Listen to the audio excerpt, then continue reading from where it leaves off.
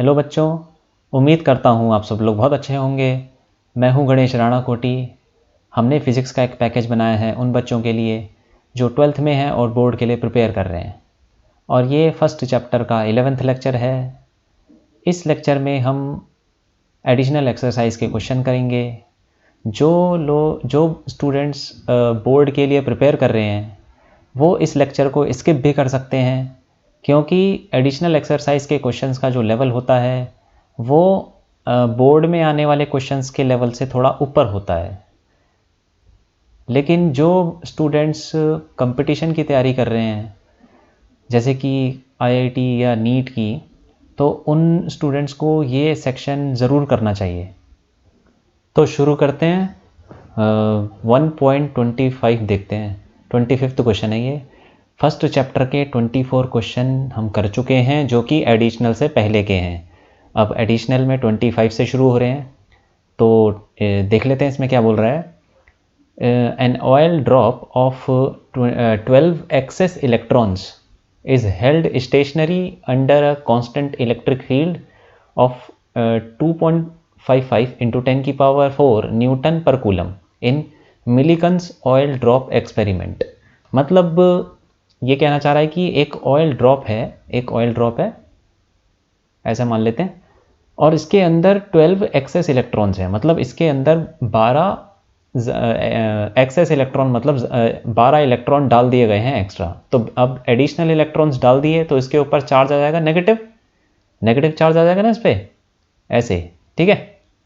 पूरी ड्रॉप के ऊपर नेगेटिव चार्ज आ जाएगा। और कितना आ जाएगा? 12 इलेक्ट्रॉन्स के ऊपर जितना चार्ज होता है उतना नेगेटिव चार्ज आ जाएगा, ठीक। और वो बोल रहा है कि इसको स्टेशनरी रखा गया है। स्टेशनरी मतलब इज हेल्ड स्टेशनरी, ऐसे स्टेशनरी आ गया ये under a constant electric field. मतलब ये देखो, अगर आप ड्रॉप को छोड़ दोगे यहाँ पे ऐसे, तो ये तो नीचे चला जाएगा ना, क्योंकि इसका कुछ वेट होगा तो नीचे लगेगा इसके पास ऊपर mg। अगर इस ऑयल ड्रॉप का कुछ ना कुछ तो मास होगा, तो मास की वजह से उसका वेट भी होगा, और वेट नीचे लगता है, हमको पता है mg के बराबर होता है वेट, ठीक है। तो फिर ऐसे ही छोड़ देंगे तो ये तो नीचे चला जाएगा। तो इसको यहाँ पे रोकने के लिए हमको एक इलेक्ट्रिक फील्ड लगानी पड़ेगी, जो कि उसने लगाई है, और कांस्टेंट इलेक्ट्रिक फील्ड है। तो हमको तो इसके ऊपर फोर्स लगना चाहिए, किस तरह? ऊपर की तरफ लगना चाहिए, ड्यू टू इलेक्ट्रिक फील्ड, क्योंकि इलेक्ट्रिक फील्ड लगाई ना उसने, तो इलेक्ट्रिक फील्ड के द्वारा फोर्स लगना चाहिए। वो कितना फोर्स होता है? Q इंटू ई, ठीक है। Q is the charge on drop. हमने ये पढ़ चुके हैं कि किसी भी चार्ज पार्टिकल के ऊपर फोर्स लगता है Q इंटू ई, ठीक है। और इलेक्ट्रिक फील्ड वैसे किस डायरेक्शन में होनी चाहिए? इलेक्ट्रिक फील्ड नीचे की डायरेक्शन में होगी। इलेक्ट्रिक फील्ड ऐसे होगी। क्यों होगी ऐसे नीचे की तरफ? क्योंकि नेगेटिव चार्ज के ऊपर फोर्स लगता है in the opposite direction of electric field, ठीक है। तो इसीलिए इलेक्ट्रिक फील्ड को नीचे ही लगाना पड़ेगा, ताकि उसके ऊपर फोर्स लगे ऊपर की तरफ फोर्स लगेगा, तभी ये mg को बैलेंस कर पाएगा, ठीक। तो अब ये स्टेशनरी है, इसका मतलब नेट फोर्स 0 होना चाहिए। उसने बोल दिया स्टेशनरी, नेट फोर्स 0 होगा, ठीक। तो हम इसको बराबर कर देंगे। अच्छा, इसमें आगे बढ़ लेते हैं, क्या पूछ रहा है? The density of the oil is 1.26 ग्राम पर सेंटीमीटर क्यूब। मतलब जो डेंसिटी है इसकी ड्रॉप की, वो दे रखी है 1.26 ग्राम पर सेंटीमीटर क्यूब। आगे बोल रहा है कि estimate the radius of the drop, मतलब इसका हमको रेडियस निकालना है। तो मान लेते हैं कि इसका रेडियस कुछ r है, और हमें पता है कि ड्रॉप का शेप कैसा होता है, स्फेरिकल होता है, ठीक है। तो अभी हम ये फॉर्मूला लगा लेते हैं सबसे पहले कि नेट फोर्स 0 होना चाहिए अगर वो ऐसे स्टेशनरी है। तो नेट फोर्स 0 होने के लिए ऐसे लिख लेते हैं, f net force should be 0, ठीक है। तो q e should be equal to mg। Net force 0 कब हो सकता है? जब ये ऊपर वाला फोर्स और नीचे वाला फोर्स बराबर हो जाए, ठीक है। अब यहाँ पे हमको रेडियस निकालना है, तो हमको पहले हम ये देख लेते हैं चार्ज कितना है। सारी चीज़ें की वैल्यू रख देते हैं यहाँ पे। चार्ज कितना होगा? चार्ज उतना ही होगा जितना 12 इलेक्ट्रॉन्स के ऊपर होगा, क्योंकि 12 एक्सेस इलेक्ट्रॉन्स इसके अंदर आ गए हैं, ठीक है। तो चार्ज होगा 12 इंटू एक इलेक्ट्रॉन पे जो चार्ज होता है वो होता है 1.6 इंटू 10 की पावर -19, ठीक है। अब इंटू इलेक्ट्रिक फील्ड की वैल्यू दे रखी है 2.55 इंटू 10 की पावर 4, ठीक है। Equal to m g. M कितना होगा, मास कितना होगा, मास नहीं दिया हुआ लेकिन डेंसिटी दे रखी है, डेंसिटी दे रखी है 1.26 ग्राम। तो हम इसको कन्वर्ट कर लेंगे केजी पर मीटर क्यूब में। तो अगर 1.26 ग्राम पर सेंटीमीटर क्यूब है तो वो हो जाएगा हमारा, उसको हम मान लो कि डेंसिटी दे रखी है रो, 1.26 ग्राम पर सेंटीमीटर क्यूब। ठीक है, इसको हम अगर केजी पर मीटर क्यूब में कन्वर्ट करें तो ये हो जाएगा सीधा 1260 केजी पर मीटर क्यूब। ठीक है, ये कन्वर्जन आपको आना चाहिए, कुछ नहीं है, ग्राम को लिख लेंगे 10⁻³ kg और सेंटीमीटर को लिख लेंगे 10⁻² मीटर। तो 10⁻² का क्यूब हो जाएगा 10⁻⁶, तो ऊपर जाएगा।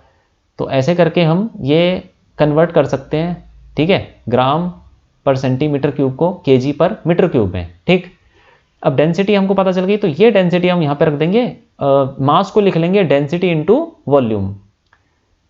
तो चलो पहले लिख लेते हैं, मास को लिख लेंगे डेंसिटी इंटू वॉल्यूम इंटू जी। ठीक है, अब इस डेंसिटी वॉल्यूम जी को फर्दर हम इनके अंदर वैल्यू डालते हैं। ठीक, तो ये हो जाएगा 12 into 1.6 into 10⁻⁻19 into 2.25 into 10⁻⁴ equal to density दे रखी है 1260 इंटू वॉल्यूम क्या होता है, वॉल्यूम होता है स्फेयर का 4/3 पाई आर क्यूब। ठीक है, रेडियस हमने आर ले लेते हैं, तो हमें पता है कि वॉल्यूम ऑफ द स्फेयर होता है 4/3 पाई आर क्यूब।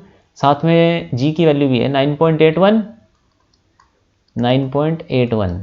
ठीक है, अब यहाँ पे देखो सारी चीज़ें ये पता है हमको, बस आर इसमें अननोन है, तो आर की वैल्यू निकाल लेते हैं यहाँ पे। इसको हम सॉल्व कर लेंगे, इसमें मल्टीप्लाई और डिवाइड करना है, कुछ नहीं करना।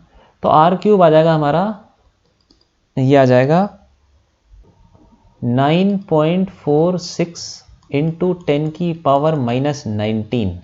ठीक है, और इसका क्यूब रूट ले लेंगे तो आर की वैल्यू आ जाएगी 9.81 इंटू 10⁻⁻7 मीटर। तो ये हमारे पास आ गई रेडियस की वैल्यू, और यही हमसे पूछा था। ठीक है, तो ये हो गया हमारा क्वेश्चन। अब आगे बढ़ते हैं, 26th क्वेश्चन देखते हैं। इसमें बोल रहा है which among the curves shown in figure 1.35, ये फिगर्स दे रखी हैं, can not possibly represent electrostatic field lines. मतलब यहाँ पे जो हमें फिगर्स दे रखी हैं, दो फिगर और भी हैं नेक्स्ट पेज पे, तो अभी ये देख लेते हैं। ये जो फिगर्स दे रखी हैं इसमें कौन सा पॉसिबल नहीं है। ठीक है, तो देख लेते हैं। अब देखो ये कंडक्टर है, ऐसे फर्स्ट पार्ट में दे रखा है कंडक्टर, मतलब कोई जैसे मेटल हो गया, ठीक है, कॉपर, एल्यूमिनियम, ऐसा कुछ। तो कंडक्टर से ये इलेक्ट्रिक फील्ड लाइन्स ऐसे शो कर रखी हैं, तो क्या ये पॉसिबल है? तो ये पॉसिबल नहीं है। ठीक है, तो इसका आंसर हो जाएगा नो। क्यों पॉसिबल नहीं है? क्योंकि देखो फर्स्ट चैप्टर में तो वैसे हमने पढ़ा नहीं है, लेकिन सेकंड चैप्टर में हम पढ़ेंगे कि कंडक्टर्स के ऊपर सरफेस पे जो इलेक्ट्रिक फील्ड होती है वो नॉर्मल होती है। मतलब अगर कंडक्टर है ना ऐसा कुछ, तो इसके सरफेस पे इलेक्ट्रिक फील्ड ऐसे होगी, ऐसे परपेंडिकुलर। ठीक है, यहाँ पे ऐसे परपेंडिकुलर होगी, परपेंडिकुलर, ये परपेंडिकुलर, हर जगह जहाँ से भी इलेक्ट्रिक फील्ड निकलेगी वो परपेंडिकुलर होगी।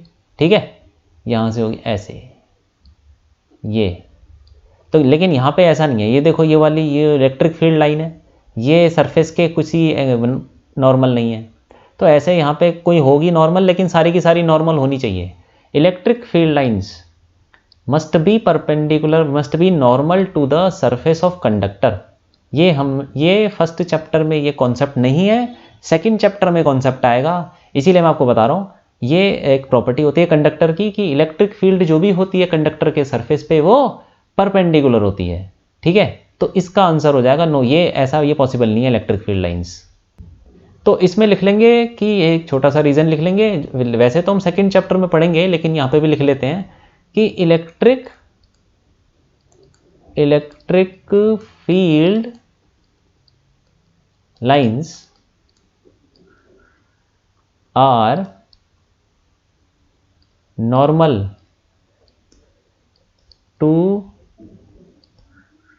सरफेस ऑफ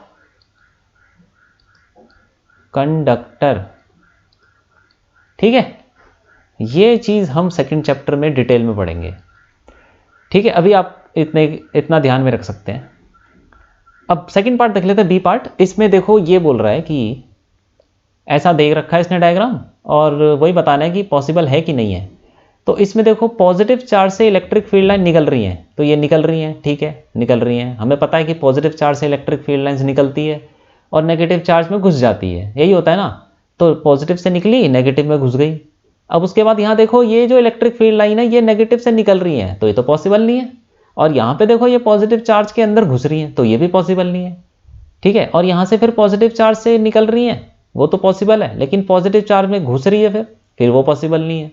तो ऐसे करके ये पॉसिबल नहीं है। ठीक है, तो इसका आंसर भी हो जाएगा नो। क्यों पॉसिबल नहीं है? क्योंकि इसका रीजन ये दे सकते हैं कि जो इलेक्ट्रिक फील्ड लाइंस होती है, electric field lines start from positive charge and end on negative charge. ठीक है, तो ये रीजन हो गया इसका, ये हम पढ़ चुके हैं इसी चैप्टर में। थर्ड देख लेते हैं, सी पार्ट। इसमें ये दो चार्जेस रखे हुए हैं पॉजिटिव, और ऐसे इलेक्ट्रिक फील्ड लाइंस निकल रही हैं। तो ये तो हम ऑलरेडी बना भी चुके हैं, ये पढ़ चुके हैं कि ये तो पॉसिबल है। इसमें देखो पॉजिटिव चार्ज से इलेक्ट्रिक फील्ड लाइन से सारी की सारी निकल रही हैं, तो हमें पता ही है निकलती हैं, और कहीं पे भी इंटरसेक्ट नहीं कर रही, तो वो नहीं कर रही है। ठीक है, तो ऐसे जा रही है, तो ये पॉसिबल है बिल्कुल। ठीक है, तो ये तो इसका आंसर हो जाएगा यस। और इसका रीज़न देने की ज़रूरत नहीं, क्योंकि ये तो पता ही है हमको कि इसका रीज़न भी यही है। पॉजिटिव जो इलेक्ट्रिक फील्ड लाइंस होती हैं वो पॉजिटिव चार्ज से निकलती हैं, ठीक है, और टकराती नहीं है, टकरा भी नहीं रही गई। तो बिल्कुल सही बना रखा है, इसका आंसर हो गया ये जो इलेक्ट्रिक फील्ड लाइन्स हैं ये सही बनाई है। ठीक है, आगे बढ़ते हैं। ये डी पार्ट देखते हैं इसका। इसमें देखो, इसमें देखते हैं क्या है। पॉजिटिव चार्ज से ये देखो electric field line positive charge के अंदर क्या हो रही है, घुस रही है, वो तो पॉसिबल नहीं है ना। और यहाँ पे इंटरसेक्ट भी कर रही है, तो ये कहीं से भी पॉसिबल नहीं है, तो इसका आंसर हो जाएगा नो। ठीक है, और इसका रीज़न वही हो जाएगा कि इलेक्ट्रिक फील्ड लाइन्स जो होती हैं वो पॉजिटिव चार्ज में से निकलती हैं और ख़त्म होती हैं नेगेटिव चार्ज पे। ठीक है, तो ये गलत बना रखा है यहाँ पे, पॉजिटिव चार्ज के अंदर जो इलेक्ट्रिक फील्ड लाइन घुस रही हैं वो गलत है। और दूसरा यहाँ पे एक है कि इलेक्ट्रिक फील्ड लाइन जो है इंटरसेक्ट भी कर रही हैं यहाँ पे, तो इंटरसेक्ट भी नहीं करती। तो इसमें ये रीज़न लिख लेते हैं कि इलेक्ट्रिक फील्ड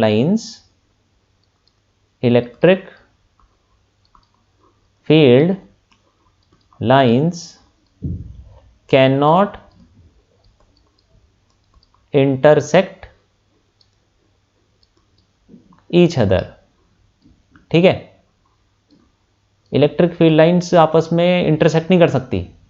ठीक, अब ये देख लेते हैं, ये क्या है, ये कोई सरफेस है, कैसा भी सरफेस हो सकता है। दो यहाँ पे बॉडी हैं जिनके ऊपर एक पे पॉजिटिव चार्ज है और एक पे नेगेटिव चार्ज है। ठीक है, और यहाँ से इलेक्ट्रिक फील्ड लाइन से दिखा रखी है, पॉजिटिव से निकलेंगी, वो तो ठीक है, निकलेंगी भाई। ठीक, और नेगेटिव में एंटर करेंगी, नेगेटिव पे खत्म हो रही है, वो भी हमने पढ़ चुके हैं, ये भी सही दिखा रखी है, सारी सही दिखा रखी है, ये सब सही है। लेकिन ये जो दिखा रखा है, ये लूप जो दिखा रखा है ये गलत है, ये पॉसिबल नहीं है। ये लूप में electric field lines can not exist in loops, ये भी हम पढ़ चुके हैं, तो इसका आंसर भी हो जाएगा नो। और इसका रीजन क्या देंगे हम कि electric field lines do not exist in closed loops.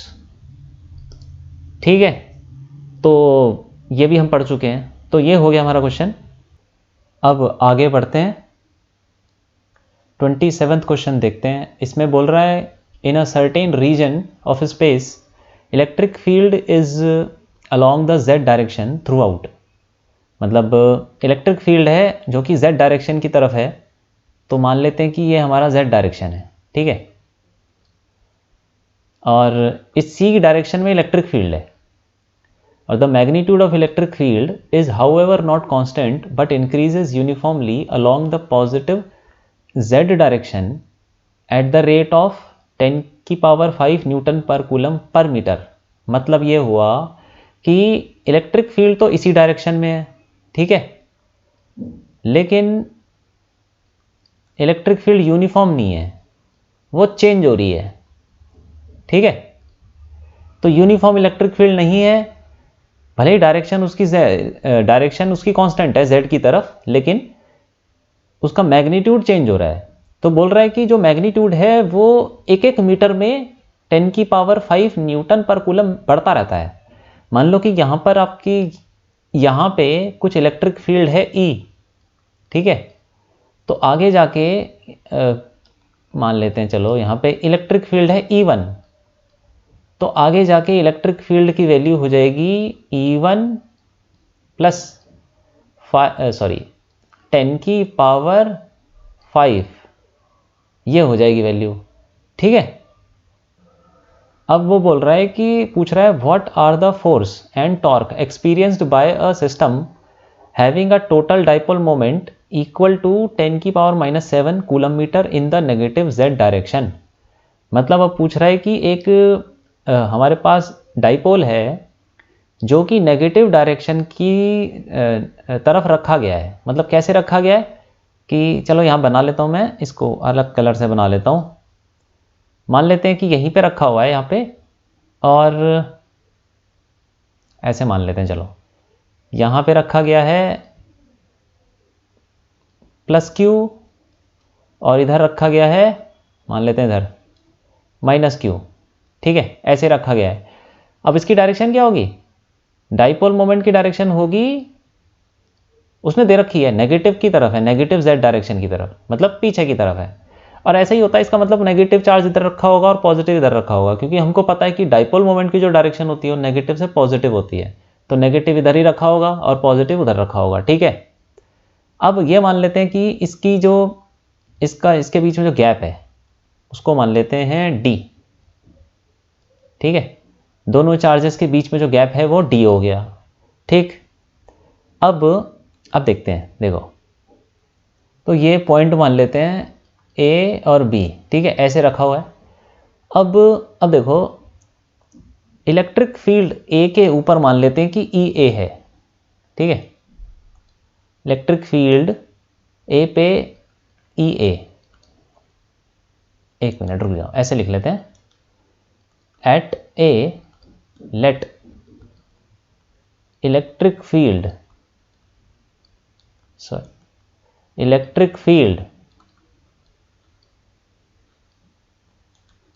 Is EA। तो ये B पे इलेक्ट्रिक फील्ड क्या होगी? Then electric field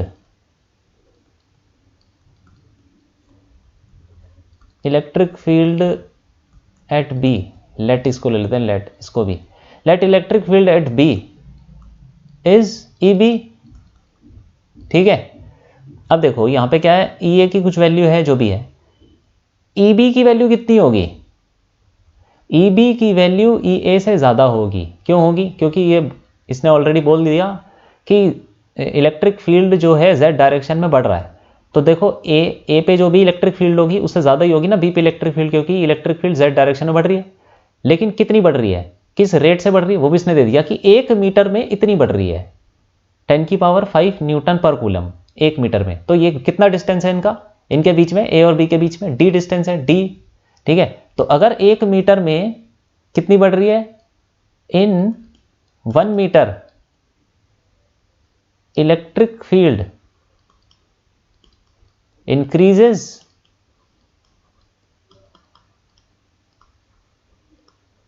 eight 10⁵ newton per coulomb, ठीक है। So in D distance electric field कितनी हो जाएगी, electric field increases at D into 10⁵ newton per coulomb. यही है ना, 1 मीटर में अगर इस रेट से इतनी बढ़ जाएगी इलेक्ट्रिक फील्ड, तो डी डिस्टेंस में कितनी बढ़ जाएगी इलेक्ट्रिक फील्ड, d इंटू 10 की पावर 5।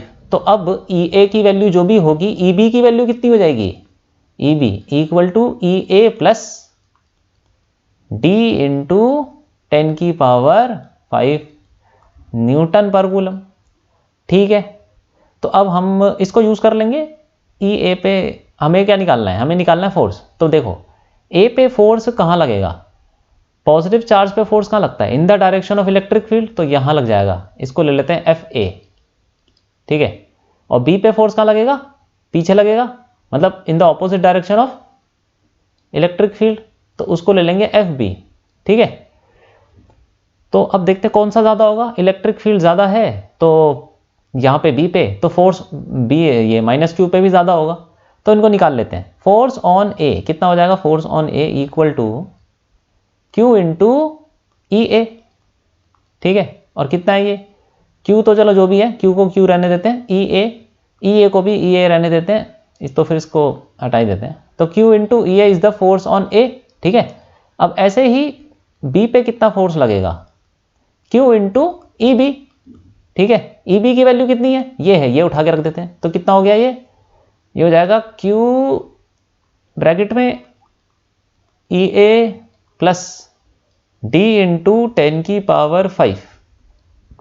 ठीक है, तो इसको खोल लेते हैं, यहाँ पे एफ कितनी आ जाएगी वैल्यू, ये आ जाएगी क्यू ई ए plus Q into D into 10 की पावर 5। ठीक है, अब क्या करें, देखो दोनों फोर्स क्या है, ऑपोजिट है, तो नेट फोर्स क्या होगा, नेट फोर्स ऐसे लिख लेते हैं, नेट फोर्स इक्वल टू कौन सा ज्यादा है, बी ज्यादा होगा ना, f b minus f a, ये हो जाएगा। तो इन दोनों को माइनस कर लेते हैं, देखो क्यू ई ए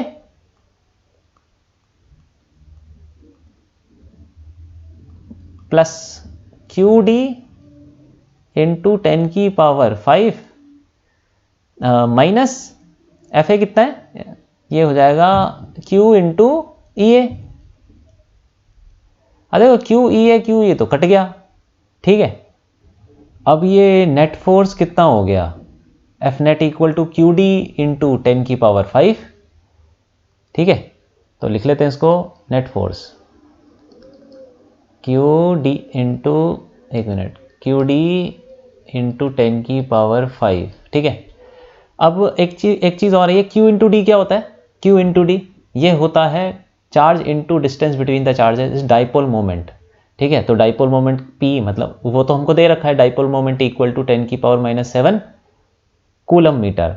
ठीक, तो हम इसको यूज कर लेंगे, जो डाइपोल मोमेंट है पी वो होता है charge into distance between the charges, और वो दे रखा है 10 की पावर माइनस 7 कूलम मीटर।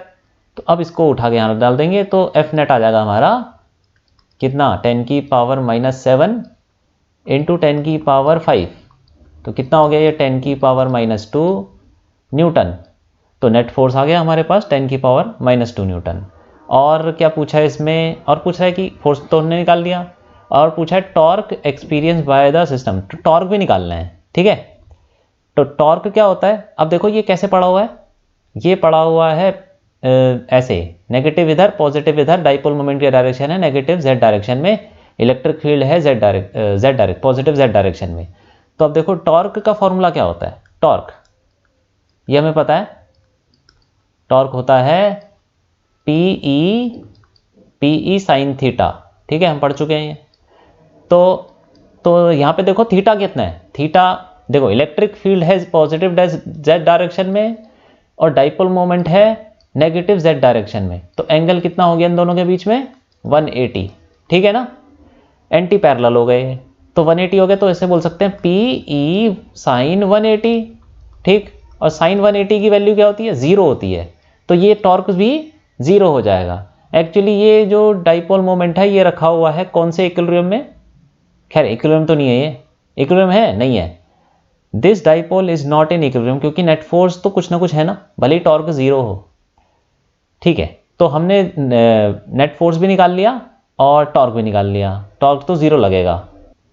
अब आगे बढ़ते हैं, 28th क्वेश्चन देखते हैं। इसमें 2 पार्ट हैं, नहीं 3 पार्ट हैं। तो पहला पार्ट देख लेते हैं, A part. A conductor A with a cavity as shown in figure, ये फिगर दे रखी है पहले पार्ट की। इसमें एक कंडक्टर है ये पूरा, और इसके अंदर एक कैविटी है, खाली जगह। ठीक है, मान लो कि एक कैविटी जानते हो ना, जैसे मान लो एक स्फेयर है, तो उस स्फेयर के अंदर एक हॉलो स्फेयर जैसे होता है, हॉलो स्फेयर में जो अंदर खाली जगह है उसको कैविटी भी बोलते हैं।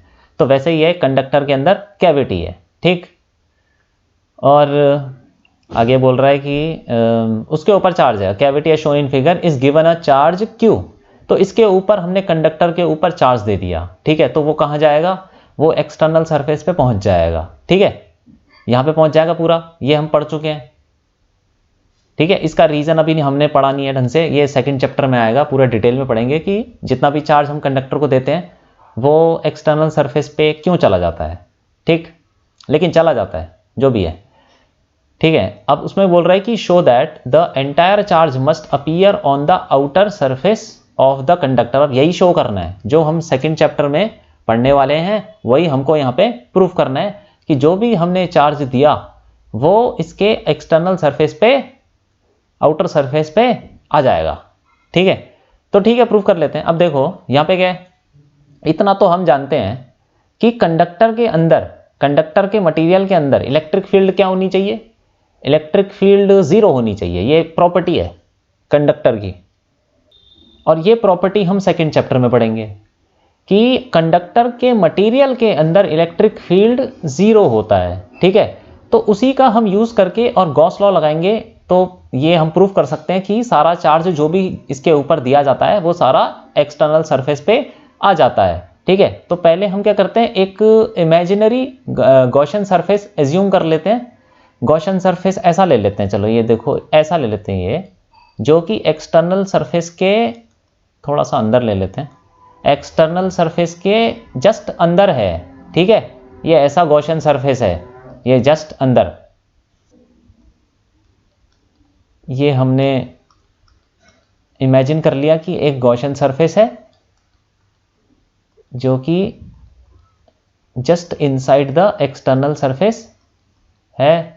ठीक, अब इस पे हमने क्या लगाना है, गॉस लॉ। तो गॉस लॉ क्या बोलता है, गॉस लॉ तो ये बोलता है कि इलेक्ट्रिक फील्ड, एक तो ये फॉर्मूला है, सॉरी फ्लक्स बोलता है ना, flux phi equal to q in upon epsilon naught. ठीक है, मतलब जो फ्लक्स होता है किसी भी गॉसियन सरफेस से वो बराबर होता है क्यू, जितना भी चार्ज उस सरफेस के अंदर है, अपॉन एप्सिलॉन नॉट। ये हम पढ़ चुके हैं। ठीक है, तो इसी का यूज करना है। और दूसरा एक होता है, एक और फ्लक्स का फॉर्मूला होता है, phi equal to integration e dot d s. ठीक है, मतलब किसी उस सरफेस के ऊपर इंटीग्रेशन अगर हम कर दें ई डॉट डी एस, ऐसे इस वाले सरफेस जो हमने गॉसियन सरफेस एज्यूम किया है इसके ऊपर ये इंटीग्रेशन कर दें, तो भी ये फ्लक्स हमारा निकल सकता है, निकल जाता है। ठीक है, तो अब इसका यूज करते हैं हम। इसमें ये देखो कि इलेक्ट्रिक फील्ड, ये प्रॉपर्टी है, इसका यूज करेंगे। यहां पे लिख देता हूं मैं, electric field, electric field inside the material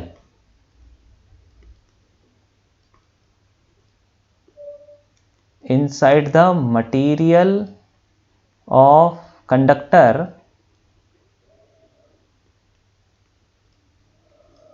is 0।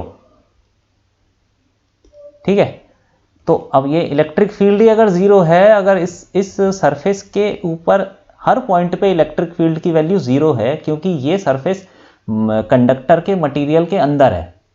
ठीक है, और ये प्रॉपर्टी हम सेकंड चैप्टर में पढ़ेंगे। तो आपको ये ध्यान रखना है कि कंडक्टर के अंदर इलेक्ट्रिक फील्ड की वैल्यू 0 होती है। ठीक है, तो अब ये E की वैल्यू 0 हो गई, तो फ्लक्स तो सीधा 0 हो गया, तो फाई यहां से 0 हो गया, इक्वल टू 0। ठीक, ये हम पहला पार्ट कर रहे हैं। तो फ्लक्स 0 हो गया, तो यहां पे फाई की वैल्यू 0 हो गई, तो 0 equal to q in upon epsilon naught. ठीक है, तो क्यू इन भी 0 हो जाएगा। क्यू इन की वैल्यू कितनी हो जाएगी, 0, क्योंकि फ्लक्स तो 0 है ना, वो हमने निकाला। यहाँ पे इलेक्ट्रिक फील्ड 0 है तो फ्लक्स भी 0 है, फ्लक्स 0 है तो यहाँ से क्यू जो इन होगा, टोटल चार्ज होगा इस सरफेस के अंदर वो भी 0 हो जाएगा। तो इसीलिए हम बोल सकते हैं कि जितना भी चार्ज आप दोगे कंडक्टर को वो सारा का सारा बाहर के सरफेस पे पहुंच जाएगा, अंदर कुछ नहीं रहेगा। इसका Q इन इक्वल टू 0 का मतलब ये हुआ कि ये जो गॉसियन सरफेस है इसके अंदर कोई भी चार्ज नहीं होगा, जितना भी चार्ज दोगे सारा इसके बाहर जाएगा। ठीक है, तो बाहर कहाँ जाएगा? सरफेस के बाहर तो नहीं जा सकता ना, तो सरफेस पे ही पहुंच जाएगा, बस सारा चार्ज सरफेस पे पहुंच जाएगा, अंदर कुछ नहीं होगा। तो ये हमने प्रूफ कर दिया कि जितना भी चार्ज दिया जाता है किसी सरफेस के ऊपर, किसी कंडक्टर के ऊपर, तो वो सारा का सारा आप चाहे अंदर चार्ज डाल दो चाहे यहाँ पे कहीं भी डाल दो, वो जाएगा सरफेस के ऊपर ही। ठीक है, तो ये हमारा पहला पार्ट हो गया।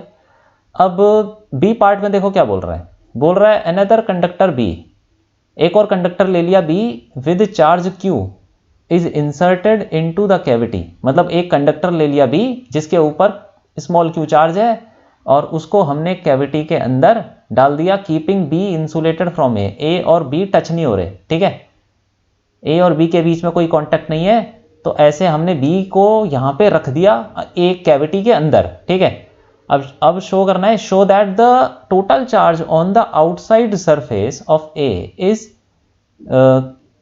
Capital Q plus small q।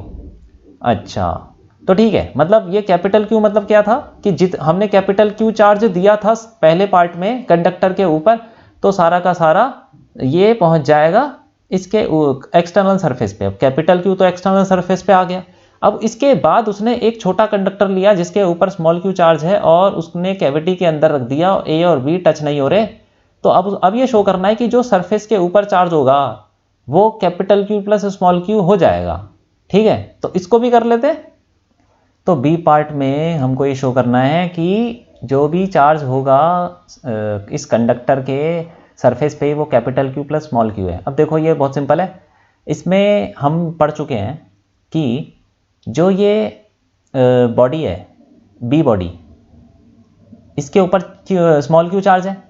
तो अब ये क्या करेगा कि इस कंडक्शन ड्यू टू इंडक्शन इसके ए बॉडी के जो इलेक्ट्रॉन्स होंगे वो इसकी तरफ अट्रैक्ट हो जाएंगे, यहां पे नेगेटिव चार्ज आ जाएगा। ठीक है, नेगेटिव चार्ज। ठीक, अब क्यों आ जाएंगे? क्योंकि ड्यू टू इंडक्शन, हम पढ़ चुके हैं ना, इंडक्शन में होता क्या है कि एक बॉडी दूसरी बॉडी के इलेक्ट्रॉन्स को या तो रिपेल करेगी या तो अट्रैक्ट करेगी, डिपेंडिंग अपॉन वो कैसा चार्ज है, पॉजिटिव है नेगेटिव है।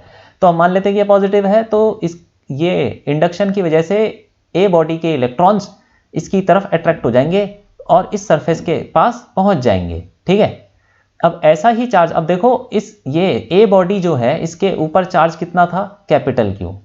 ठीक, तो जैसे ही इलेक्ट्रॉन्स इधर आएंगे तो पॉजिटिव चार्ज यहां चला जाएगा ना, ये हम पढ़ चुके हैं। तो अगर नेगेटिव चार्ज इधर जाएगा इस वाले सरफेस पे तो अपने आप ही पॉजिटिव चार्ज इससे दूर भागेगा, तो ये पॉजिटिव पॉजिटिव इधर आ जाएगा। ठीक, और जितना नेगेटिव आएगा उतना पॉजिटिव आएगा, क्योंकि जो ए बॉडी पे जो चार्ज था कैपिटल Q उससे वो उतना ही रहेगा। ठीक है, क्योंकि देखो ए बॉडी किसी के कांटेक्ट में तो आई नहीं, ना हमने कोई रबिंग की ना किसी से कांटेक्ट किया। तो कहने का मतलब ये है कि अगर कोई बॉडी किसी से कांटेक्ट में नहीं आ रही और उसके ऊपर कोई रबिंग वगैरह नहीं हो रही है तो चार्ज ट्रांसफर होने का कोई स्कोप नहीं है। तो total charge on a body will remain capital Q। ठीक है, मतलब टोटल चार्ज जो भी उस बॉडी के ऊपर होगा वो कांस्टेंट रहेगा, अगर रबिंग भी नहीं हो रही या चार्ज ट्रांसफर नहीं हो रहा, किसी से कांटेक्ट नहीं हुआ। ठीक है, तो यहाँ पे तो कांटेक्ट भी नहीं हुआ और रबिंग वगैरह कुछ नहीं हुई, तो total charge on body A will remain constant. तो कैपिटल Q जितना था वो उतना ही रहेगा। लेकिन उसने ये शो करने को बोला कि एक्सटर्नल सरफेस पे capital Q plus small q आ जाना चाहिए। तो देखो प्रूफ कर लेते हैं। अब देखो ये जो नेगेटिव चार्ज आया ड्यू टू इंडक्शन, ये कहां आया? ये आया इंटरनल सरफेस पे। ठीक है, तो इसको भी हम अब कितना आएगा, ये नेगेटिव चार्ज तो आ जाएगा, लेकिन आएगा कितना वो देख लेते हैं पहले। ठीक है, अब देखो मान लेते हैं कि ये आता है Q1। Q1 is the charge, negative charge जो भी आया किसके ऊपर? इसके ऊपर, ये माइनस Q1 ले लेते हैं, माइनस Q1, तो इतना ही चार्ज आ जाएगा प्लस Q1 इधर। क्यों? क्योंकि total charge on body A will remain constant capital Q रहना चाहिए। अब हमने ये बोला कि भाई नेगेटिव चार्ज आ जाएगा अंदर वाले सरफेस पे, और हमने वो मान लिया कि -Q1 है, ठीक है, -Q1। अब चलो यही ले लेते हैं, Q1 ही ले लेते हैं, उसकी वैल्यू जो भी आएगी Q1 ले लेते हैं। तो यहाँ पे अभी इसको हटा लेते हैं, अभी यहाँ पे फोकस करते हैं कि जब बॉडी B रखी गई तो नेगेटिव चार्ज, ये due to induction negative charge यहाँ आ जाएगा इस वाले सरफेस पे, उसको हमने मान लिया Q1, ठीक है। तो अब Q1 की वैल्यू निकालते हैं, वो कितना होगा, ठीक। तो एक दोबारा से एक सरफेस लेते हैं हम, गॉसियन सरफेस, जो कि किधर है, आउटसाइड सरफेस के जस्ट अंदर है। यहाँ पे आपको थोड़ा मैंने ज्यादा अंदर बना दिया क्योंकि पॉजिटिव चार्ज बना रखा है ना, तो जगह नहीं है, इसलिए समझ लो कि ये जो गॉसियन सरफेस है ये हमने कहाँ लिया है, एक्सटर्नल सरफेस के जस्ट अंदर, ठीक है, जैसे उसमें लिया था। अब देखो इस वाले सरफेस के ऊपर दोबारा से हम लगाएंगे गॉस लॉ। तो फ्लक्स क्या बोलता है, गॉस लॉ क्या बोलता है, flux equal to q in upon epsilon naught, यही है, ठीक है। और अगेन दूसरा फॉर्मूला क्या है फ्लक्स का, इंटीग्रेशन ई डॉट ds, ये है। और अगेन इस सरफेस के ऊपर इलेक्ट्रिक फील्ड तो जीरो ही रहेगी, क्योंकि ये प्रॉपर्टी है कंडक्टर की कि उसके मटेरियल के अंदर इलेक्ट्रिक फील्ड जीरो होगी, ठीक है, कंडक्टर के मटेरियल के अंदर। तो ये जीरो हो गया तो ये जीरो हो जाएगा, ठीक। तो फ्लक्स जीरो हो गया तो क्यू इन भी जीरो हो जाएगा ना, जैसे इसमें किया हमने, तो क्यू इन अगेन जीरो हो जाएगा, क्यू इन जीरो। लेकिन अब देखो ये क्यू इन कितना, इस सरफेस गॉसियन सरफेस के अंदर चार्ज है कितना, क्यू इन टोटल चार्ज कितना है। एक तो ऑलरेडी जो चार्ज बी पे है क्यू, वो तो रहेगा क्यू, ठीक है। मतलब ये क्यू इन होता क्या है, ये होता है जो गॉसियन सरफेस आपने एज्यूम किया है उसके अंदर टोटल चार्ज। तो उसके अंदर टोटल चार्ज कितना होगा, एक तो जो बॉडी बी है उसके ऊपर चार्ज है, वो ऑलरेडी पड़ी हुई है बॉडी, वो है उस सरफेस के अंदर चार्ज, साथ में जो नेगेटिव चार्ज यहाँ पे इकट्ठा हो गया इस वाले सरफेस पे, वो भी तो इस गॉसियन सरफेस के अंदर है। तो वो क्या हो जाएगा, Q plus Q1 equal to 0, ठीक है। तो Q1 की वैल्यू कितनी आ गई, Q1 की वैल्यू आ गई -Q, मतलब ये जो Q1 होगा ये -Q के बराबर होगा। मतलब जितना बॉडी B के ऊपर चार्ज है Q, उसी का नेगेटिव मतलब, तो उतना ही चार्ज आ जाएगा इस सरफेस पे जितना बॉडी B के ऊपर है, बस नेगेटिव साइन के साथ। बॉडी बी के ऊपर जितना चार्ज है स्मॉल क्यू, उतना ही चार्ज आ जाएगा इसके बॉडी ए के इंटरनल सरफेस पे, लेकिन माइनस साइन के साथ, ठीक है। अब नेगेटिव चार्ज यहां पे आ गया तो पॉजिटिव इसी का ऑपोजिट पॉजिटिव चार्ज आ जाएगा इस तरफ। तो वो कितना आ जाएगा, ये जो पॉजिटिव चार्ज है ये कितना होगा, ये नेगेटिव चार्ज का ऑपोजिट और इसी के मैग्नीट्यूड के बराबर, ठीक है। तो ये कितना होगा पॉजिटिव चार्ज, ये हो जाएगा Q, क्योंकि अगर ये वाला नेगेटिव चार्ज है -Q तो ये वाला पॉजिटिव चार्ज हो जाएगा +Q, ठीक है। और ऑलरेडी उसके ऊपर कैपिटल Q चार्ज था, तो फिर टोटल चार्ज कितना हो जाएगा, capital Q plus small q, ठीक है। तो ऐसे हम बोल सकते हैं कि यहां पे due to induction Q1 equal to -Q, तो फिर हम बोल सकते हैं कि जो इंडक्शन की वजह से -Q चार्ज इधर आ गया, तो +Q चार्ज दोबारा से यहां फैल जाएगा एक्सटर्नल सरफेस पे, ठीक है। क्योंकि कंडक्टर के मटेरियल के अंदर चार्ज नहीं होता, जहां भी होता है सरफेस पे ही होता है। तो एक तो ये अंदर वाले सरफेस पे आ गया ड्यू टू इंडक्शन, और इसी का फिर ऑपोजिट चार्ज आ जाएगा सरफेस के ऊपर जो कि +Q होगा। तो टोटल चार्ज ऐसे बोल सकते हैं, total charge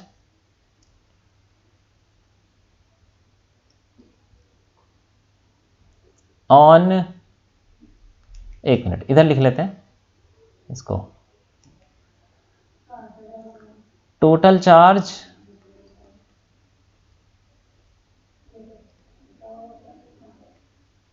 on body A, total charge कितना है, वो तो Q ही रहेगा। क्यों रहेगा, क्योंकि अंदर वाले सरफेस पे आया ना -Q, और बाहर वाले सरफेस पे आ गया +Q, ठीक है। और ऑलरेडी चार्ज पड़ा था Q, तो टोटल चार्ज कितना हो, capital Q plus small q minus small q, तो कट जाएगा, टोटल चार्ज तो नहीं रहेगा। मतलब अंदर वाले सरफेस पे -Q आया तो उसी का ऑपोजिट पहुंच जाएगा बाहर वाले सरफेस पे +Q, तो +Q और -Q तो कट जाएंगे ना, तो टोटल चार्ज तो उतना रहेगा Q। लेकिन सरफेस के ऊपर कितना आएगा, उसने क्या पूछा है, show that the total charge on the outside surface.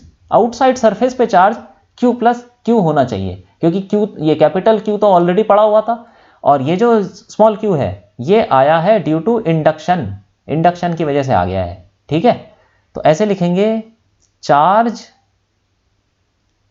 On outside surface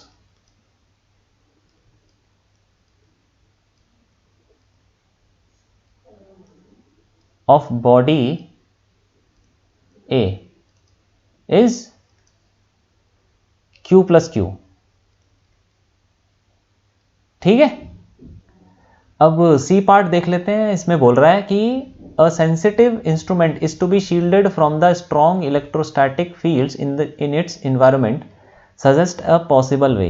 मतलब हमको एक सेंसिटिव इंस्ट्रूमेंट शील्ड करना है, मतलब बचाना है, कहाँ से, इलेक्ट्रिक फील्ड से। कोई इलेक्ट्रिक फील्ड है सराउंडिंग में, मान लो कि ये इलेक्ट्रिक फील्ड है, ऐसे कुछ इलेक्ट्रिक फील्ड है। ठीक है, ये इलेक्ट्रिक फील्ड है, तो इसको, इसके अंदर अभी हमको, हमारे पास एक सेंसिटिव इंस्ट्रूमेंट है, तो उसको हमको इस इलेक्ट्रिक फील्ड से बचाना है। तो कैसे बचा सकते हैं, तो देखो एक तरीका ये है कि हम एक कंडक्टर ले लेते हैं, यहां पे हम कंडक्टर रख देंगे, एक कंडक्टर ले लेते हैं जो कि क्लोज्ड है हर जगह से। ठीक है, और उसके अंदर हम अपना इंस्ट्रूमेंट रख सकते हैं, ये इंस्ट्रूमेंट रख दिया हमने अंदर। ठीक है, ये हमने कोई भी इलेक्ट्रिकल इंस्ट्रूमेंट्स है उसको रख दिया कंडक्टर के अंदर। अब होगा क्या, इलेक्ट्रिक फील्ड यहां पे ऐसे थोड़ी डिस्टॉर्ट हो जाएगी। इलेक्ट्रिक फील्ड कहां से आ रही है, पॉजिटिव से आ रही होगी ना कहीं से, तो इस तरफ आ जाएगा नेगेटिव चार्ज इस वाले सरफेस पे, यहां पे। ठीक है, due to induction again negative charge आ जाएगा, और यहां पे आ जाएगा पॉजिटिव अपने आप। ठीक, ये तो इलेक्ट्रिक फील्ड जो आएगी अब ऐसे ऐसे चली जाएगी, ऐसे, और यहां से ऐसे निकलेगी, फिर ऐसे आएगी, ऐसे निकल जाएगी। ठीक है, ये ऐसे आ जाएगी इलेक्ट्रिक फील्ड,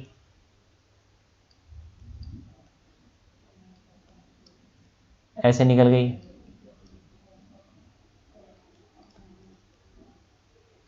ये ठीक है, तो होगा क्या, कंडक्टर को जैसे ही हम इलेक्ट्रिक फील्ड में रखेंगे तो इलेक्ट्रिक फील्ड लाइंस ऐसे डिस्टॉर्ट हो जाती हैं। क्यों हो जाती हैं, क्योंकि कंडक्टर के अंदर इलेक्ट्रॉन्स होते हैं फ्री, वो नेगेटिव चार्ज इस तरफ भागने की कोशिश करता है in the opposite direction of electric field. तो due to induction negative charge इधर आ गया, तो इलेक्ट्रिक फील्ड लाइंस यहाँ पे टर्मिनेट हो जाती हैं। ठीक है, अंदर नहीं घुस पाती, और पॉजिटिव चार्ज इसके ऑपोजिट फेस में यहाँ पे ड्यू टू इंडक्शन अगेन ऐसे आ जाता है। ठीक है, क्योंकि टोटल चार्ज तो जीरो ही रहना है ना कंडक्टर के ऊपर, अगर न्यूट्रल कंडक्टर था तो। ठीक है, तो अब यहां से इलेक्ट्रिक, ये पॉजिटिव चार्ज यहां आ गया, तो इलेक्ट्रिक फील्ड यहां से निकलती हैं और आगे बढ़ जाती हैं, तो अंदर नहीं चली पाती, अंदर नहीं जा पाती, अंदर इलेक्ट्रिक फील्ड जीरो हो जाती है। तो इसी तरीके से हम किसी भी इंस्ट्रूमेंट को इलेक्ट्रिक फील्ड से बचा सकते हैं। तो वही उसने पूछा है, तो हम इसमें लिख सकते हैं कि वी कैन प्लेस, उसने पूछा है कि एक तरीका बताओ जिससे कि आप एक सेंसिटिव इंस्ट्रूमेंट को इलेक्ट्रिक फील्ड से बचा सकते हो। तो इसमें हम बोल सकते हैं we can place the instrument inside a conductor, बस कंडक्टर के अंदर रख दो तो फिर वो बच जाएगा इलेक्ट्रिक फील्ड से। ठीक है, अब आगे बढ़ते हैं, 29th क्वेश्चन देखते हैं। इसमें बोल रहा है a hollow charged conductor has a tiny hole cut into its surface, show that the electric field in the hole is sigma upon 2 epsilon naught N cap, where N cap is the unit vector in the outward normal direction and sigma is the surface charge density near the hole. मतलब एक हमारे पास conductor है, ठीक है, और उसके ऊपर charge फैला हुआ है, और सिग्मा दे रखा है सरफेस चार्ज डेंसिटी, मान लेते हैं कि ये कोई कंडक्टर है। ठीक है, और इसके ऊपर ऐसे चार्ज फैला हुआ है, तो सिग्मा अब सिग्मा तो अलग अलग होगा हर पॉइंट पे, क्योंकि उसका रेडियस अलग है। ये हम सेकंड चैप्टर में पढ़ेंगे कि कंडक्टर के ऊपर जो हम चार्ज देते हैं वो कैसे फैलता है। ठीक है, तो यहाँ पे कहीं पे ज़्यादा हो जाता है, कहीं पे कम हो जाता है, ठीक है, वो जो भी है। मान लेते हैं कि यहाँ पे उसने क्या बोला है कि एक छोटा सा हमने होल कर दिया, एक छोटा सा होल कर दिया, ऐसे होल बना देते हैं। ये मैं आपको थोड़ा मतलब बड़ा बना के दिखा रहा हूँ, लेकिन आप मान के चलो कि ये बहुत छोटा है, ठीक है। और यहाँ के आसपास ये सिग्मा दे रखा है, इसकी सरफेस चार्ज डेंसिटी, इसके आसपास बहुत छोटा होल है और इसके आसपास जो भी है इसी की चार्ज डेंसिटी सिग्मा दे रखी है। मतलब अगर होल नहीं था, होल नहीं किया था, तो सिग्मा था surface charge density at this point, ठीक है। अब हमको शो करना है कि इसके अंदर, यहाँ पे इसके अंदर होल में ये इलेक्ट्रिक फील्ड की value sigma upon 2 epsilon not होगी। अब देखो बात ये है कि इसको पहले हम जूम कर लेते हैं, इस पूरे पार्ट को जूम कर लेते हैं। ये होल ये पॉइंट मैंने काफ़ी दूर बनाया है, लेकिन ये काफ़ी इसके पास है इस होल के। इसको हम अगर जूम करेंगे, ये अगर हमने जूम कर लिया, मान लो 1000 गुना या 1 लाख टाइम्स या बहुत ज़्यादा इसको हमने जूम कर लिया, तो ये जो पार्ट है हमको दिखेगा कैसा, फ्लैट। क्योंकि ऐसे समझो कि अगर आप एक सर्कल को बहुत ज़्यादा जूम कर दोगे तो उसका एक छोटा सा पार्ट आपको एक फ्लैट की तरह दिखेगा, मतलब एक लाइन दिखेगी। जैसे मान लो कि अर्थ है हमारे पास, अर्थ की एक, मान लो कि दिल्ली से लेके गुड़गांव तक की जो रोड है वो आपको फ्लैट लगेगी। अगर आप दिल्ली से मद्रास की रोड लोगे तो वो आपको कर्व में दिखेगी। मतलब दिल्ली से गुड़गांव की जो रोड होगी वो एक छोटा सा पार्ट है उस पूरे अर्थ का। तो अर्थ का अगर छोटा सा पार्ट लोगे सरफेस पे तो वो आपको एक लाइन की तरह दिखेगा, ठीक है, या एक सरफेस की तरह दिखेगा, ठीक। तो वही है, अगर हम इस एरिया को, इस सेक्शन को जूम कर लें बहुत ज़्यादा, इस कंडक्टर को ही जूम कर लें, तो फिर ये पार्ट हमको दिखेगा फ्लैट की तरह, ठीक है। और ये पॉइंट जो है वो बहुत ही नज़दीक है, इसके पॉइंट बहुत पास में है यहाँ पे, ठीक। तो मैं थोड़ा दूर बना देता हूँ, है वो इसके काफ़ी पास में। तो अब ये जो पॉइंट है ये यहाँ पे सिग्मा दे रखा है, सरफेस चार्ज डेंसिटी, ठीक है। अब देखो कि यहाँ पे हमने एक होल कर दिया, ये होल मैं ऐसे बना देता हूँ, चलो ये बना देता हूँ होल, ऐसा कर दिया, ठीक। वैसे ये होल भी काफ़ी बड़ा हो जाएगा, जब हमने जूम कर लिया तो ये होल भी तो हमको काफ़ी बड़ा दिखेगा। तो इसको हम ऐसे बना लेते हैं, देखो ये ऐसा बना लेते हैं, होल भी तो काफ़ी बड़ा हो जाएगा ना, तो ऐसे बना लेते हैं और ये इसको ऐसा कर देते हैं और होल को हम दिखा देते हैं दूसरे कलर से, ये ऐसे, ये हो गया, ठीक है। तो वैसे तो बहुत बड़ा दिखेगा, लेकिन मैंने आपको मतलब ऐसे दिखा रखा है कि मान लो कि काफ़ी बड़ा हो गया। अब हम जूम करेंगे बहुत ज़्यादा तो होल भी तो बड़ा हो जाएगा ना, तो होल काफ़ी बड़ा हो गया, लेकिन यहाँ पे दिखा नहीं सकते ना इतना बड़ा। तो आप मान लो कि ये काफ़ी बड़ा हो गया है, ठीक है, जूम करने के बाद। तो sigma is the charge density. अब ये होल कर दिया हमने, ये जो रेड से बनाया गया है ये समझ लो कि होल वाला एरिया है, ठीक है, जहाँ पे हमने होल किया। अब देखो कंडक्टर के इस पॉइंट पे, यही पॉइंट लिया ना हमने, ये पॉइंट अंदर है इसके, तो यहां पे इलेक्ट्रिक फील्ड, ये P मान लेते हैं, चलो P, electric field eight P कितनी होती है, कंडक्टर के अंदर इलेक्ट्रिक फील्ड, ये P पॉइंट है, कंडक्टर के अंदर इलेक्ट्रिक फील्ड की वैल्यू क्या होती है, वो हमें पता है, वो 0 होती है। इलेक्ट्रिक फील्ड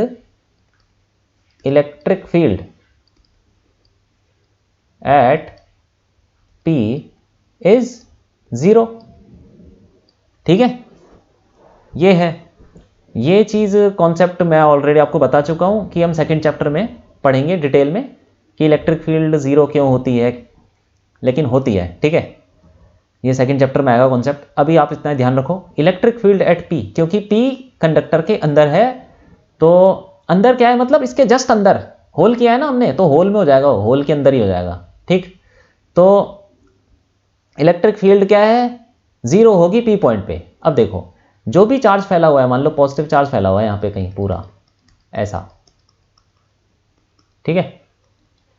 तो अब देखो ये जो पार्ट है ये तो फ्लैट सरफेस बन गया, क्योंकि हमने जूम करके देखा है ये P पॉइंट इस सरफेस के काफ़ी पास में है। तो हम बोल सकते हैं कि ये P पॉइंट के लिए ये जो सरफेस है ये एक इन्फाइनाइट शीट का काम करेगा, ठीक है ना। तो अब देखो कि ड्यू टू दिस पोर्शन, ये ले लेते हैं हम A और B, ये होल वाला portion, due to this portion, ये जहां पे हमने होल किया है, इसकी वजह से इलेक्ट्रिक फील्ड यहाँ पे किधर होगी, ये हम पढ़ चुके हैं कि किसी इनफाइनाइट शीट की वजह से इलेक्ट्रिक फील्ड की वैल्यू होती है सिग्मा अपॉन 2 एप्सिलॉन नॉट, है ना, ये होती है। तो इस एरिया की वजह से, ये जो ए बी सेक्शन है, इसकी वजह से इलेक्ट्रिक फील्ड इस पॉइंट पे होगी इस तरफ, ये अवे फ्रॉम द शीट, और कितनी होगी, सिग्मा अपॉन, ये लिख लेते हैं electric field due to whole वाला पोर्शन, ए बी पोर्शन, एक मिनट रुक जाओ, हाँ होल लिख लेते हैं, electric field due to whole वाला पोर्शन, ए बी बोल दो, जो भी बोल दो, equal to sigma upon 2 epsilon naught, ठीक है। और यहां पे इलेक्ट्रिक फील्ड, इस पॉइंट पे इलेक्ट्रिक फील्ड एक तो होगी ड्यू टू होल की वजह से होगी इस पॉइंट पे इलेक्ट्रिक फील्ड, और एक होगी due to rest of the conductor, ठीक है। तो ऐसे हम बोल सकते हैं कि इलेक्ट्रिक फील्ड तो जीरो है, नेट इलेक्ट्रिक फील्ड, तो electric field due to rest of the conductor equal to, ऐसे लिख लेते हैं, एक मिनट रुक जाओ, electric field at p equal to zero, net electric field तो जीरो है, लेकिन ऐसे बोल सकते हैं ना, पी पे जो इलेक्ट्रिक फील्ड है वो एक तो ये होल वाले एरिया की वजह से होगी, और एक होगी रेस्ट ऑफ द कंडक्टर की वजह से, तो दोनों का जो नेट इलेक्ट्रिक फील्ड आएगा वही तो होगा ना इलेक्ट्रिक फील्ड एट पी। तो इलेक्ट्रिक फील्ड एट पी, इसको अभी जीरो में डालते हैं, electric field at p equal to electric field due to hole plus electric field due to rest of the conductor, मतलब बाकी होल को छोड़ के जो बच गया बाकी उसकी वजह से, लेकिन इलेक्ट्रिक फील्ड पी पे तो जीरो होनी चाहिए, तो इक्वल टू ये जीरो हो जाएगा। तो E electric field due to rest of the conductor equal to minus of electric field due to hole, ठीक है ना। इलेक्ट्रिक फील्ड जो भी आएगा वो क्या आएगा, minus of electric field due to hole, magnitude तो सेम है, वो कितना आ जाएगा, minus sigma upon 2 epsilon naught. ये माइनस का मतलब हुआ कि electric field due to rest of the conductor इस पी पॉइंट पे इस तरफ आएगा, ये क्योंकि माइनस आ रहा है ना, इसलिए ऑपोजिट, जब ऑपोजिट आएगा तभी तो कैंसिल करेगा, क्योंकि ई होल और ई रेस्ट दोनों एक दूसरे को कैंसिल करने चाहिए, तभी तो जीरो होगा ना। तो कैंसिल तभी करेगा जब डायरेक्शन ऑपोजिट होगी और मैग्नीट्यूड सेम होगा, देखो वही आ रहा है, ई रेस्ट, ये इलेक्ट्रिक फील्ड ऐसे वेक्टर बना देते हैं यहाँ पे, वेक्टर, ठीक है, ताकि पता चल जाए कि डायरेक्शन में क्या होता है, वेक्टर की होती है ना डायरेक्शन, तो यहाँ पे वेक्टर बना लेते हैं। तो E rest vector equal to minus E hole vector, और हमें पता है कि अगर ये माइनस आता है तो ई रेस्ट की डायरेक्शन हो जाएगी ई होल के ऑपोजिट, ठीक है, तो ये हो जाएगा ई रेस्ट ऑफ द कंडक्टर, ठीक। तो अब ये पूछा क्या था इसने, ये पूछा था कि हमें यही प्रूफ करना है कि इलेक्ट्रिक फील्ड होल में कितना हो जाएगा, इतना सिग्मा अपॉन 2 एप्सिलॉन। अब देखो, और हो जाएगा एन कैप, मतलब ये बाहर की तरफ, n cap is the unit vector in the outward normal direction.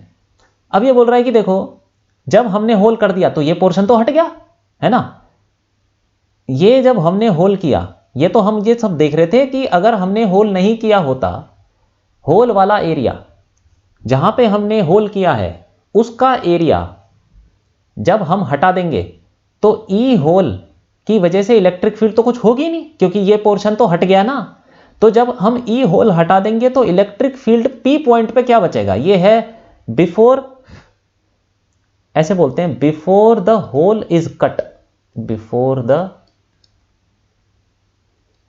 Whole is cut, ठीक है। ये ई होल का मतलब ये हुआ कि electric field due to whole वाला area equal to sigma upon 2 epsilon naught, और ई रेस्ट का मतलब रेस्ट ऑफ द कंडक्टर की वजह से इलेक्ट्रिक फील्ड, ठीक है। तो ये होल काटने से पहले इलेक्ट्रिक फील्ड तो पी पॉइंट पे जीरो होगा, ठीक है, और ये कितना होगा, और ये रेस्ट ऑफ द कंडक्टर की वजह से हो जाएगा बाहर की तरफ, ये जो होल वाला एरिया है इसकी वजह से इलेक्ट्रिक फील्ड होगी अंदर की तरफ, और रेस्ट ऑफ द कंडक्टर की वजह से हो जाएगा बाहर की तरफ। अब इसने बोला कि ये होल वाला एरिया हटा के, after the hole is cut, after the hole is cut, तो फिर देखो ये होल हटा दिया तो होल की वजह से जो इलेक्ट्रिक फील्ड होगी वो तो गायब हो जाएगी।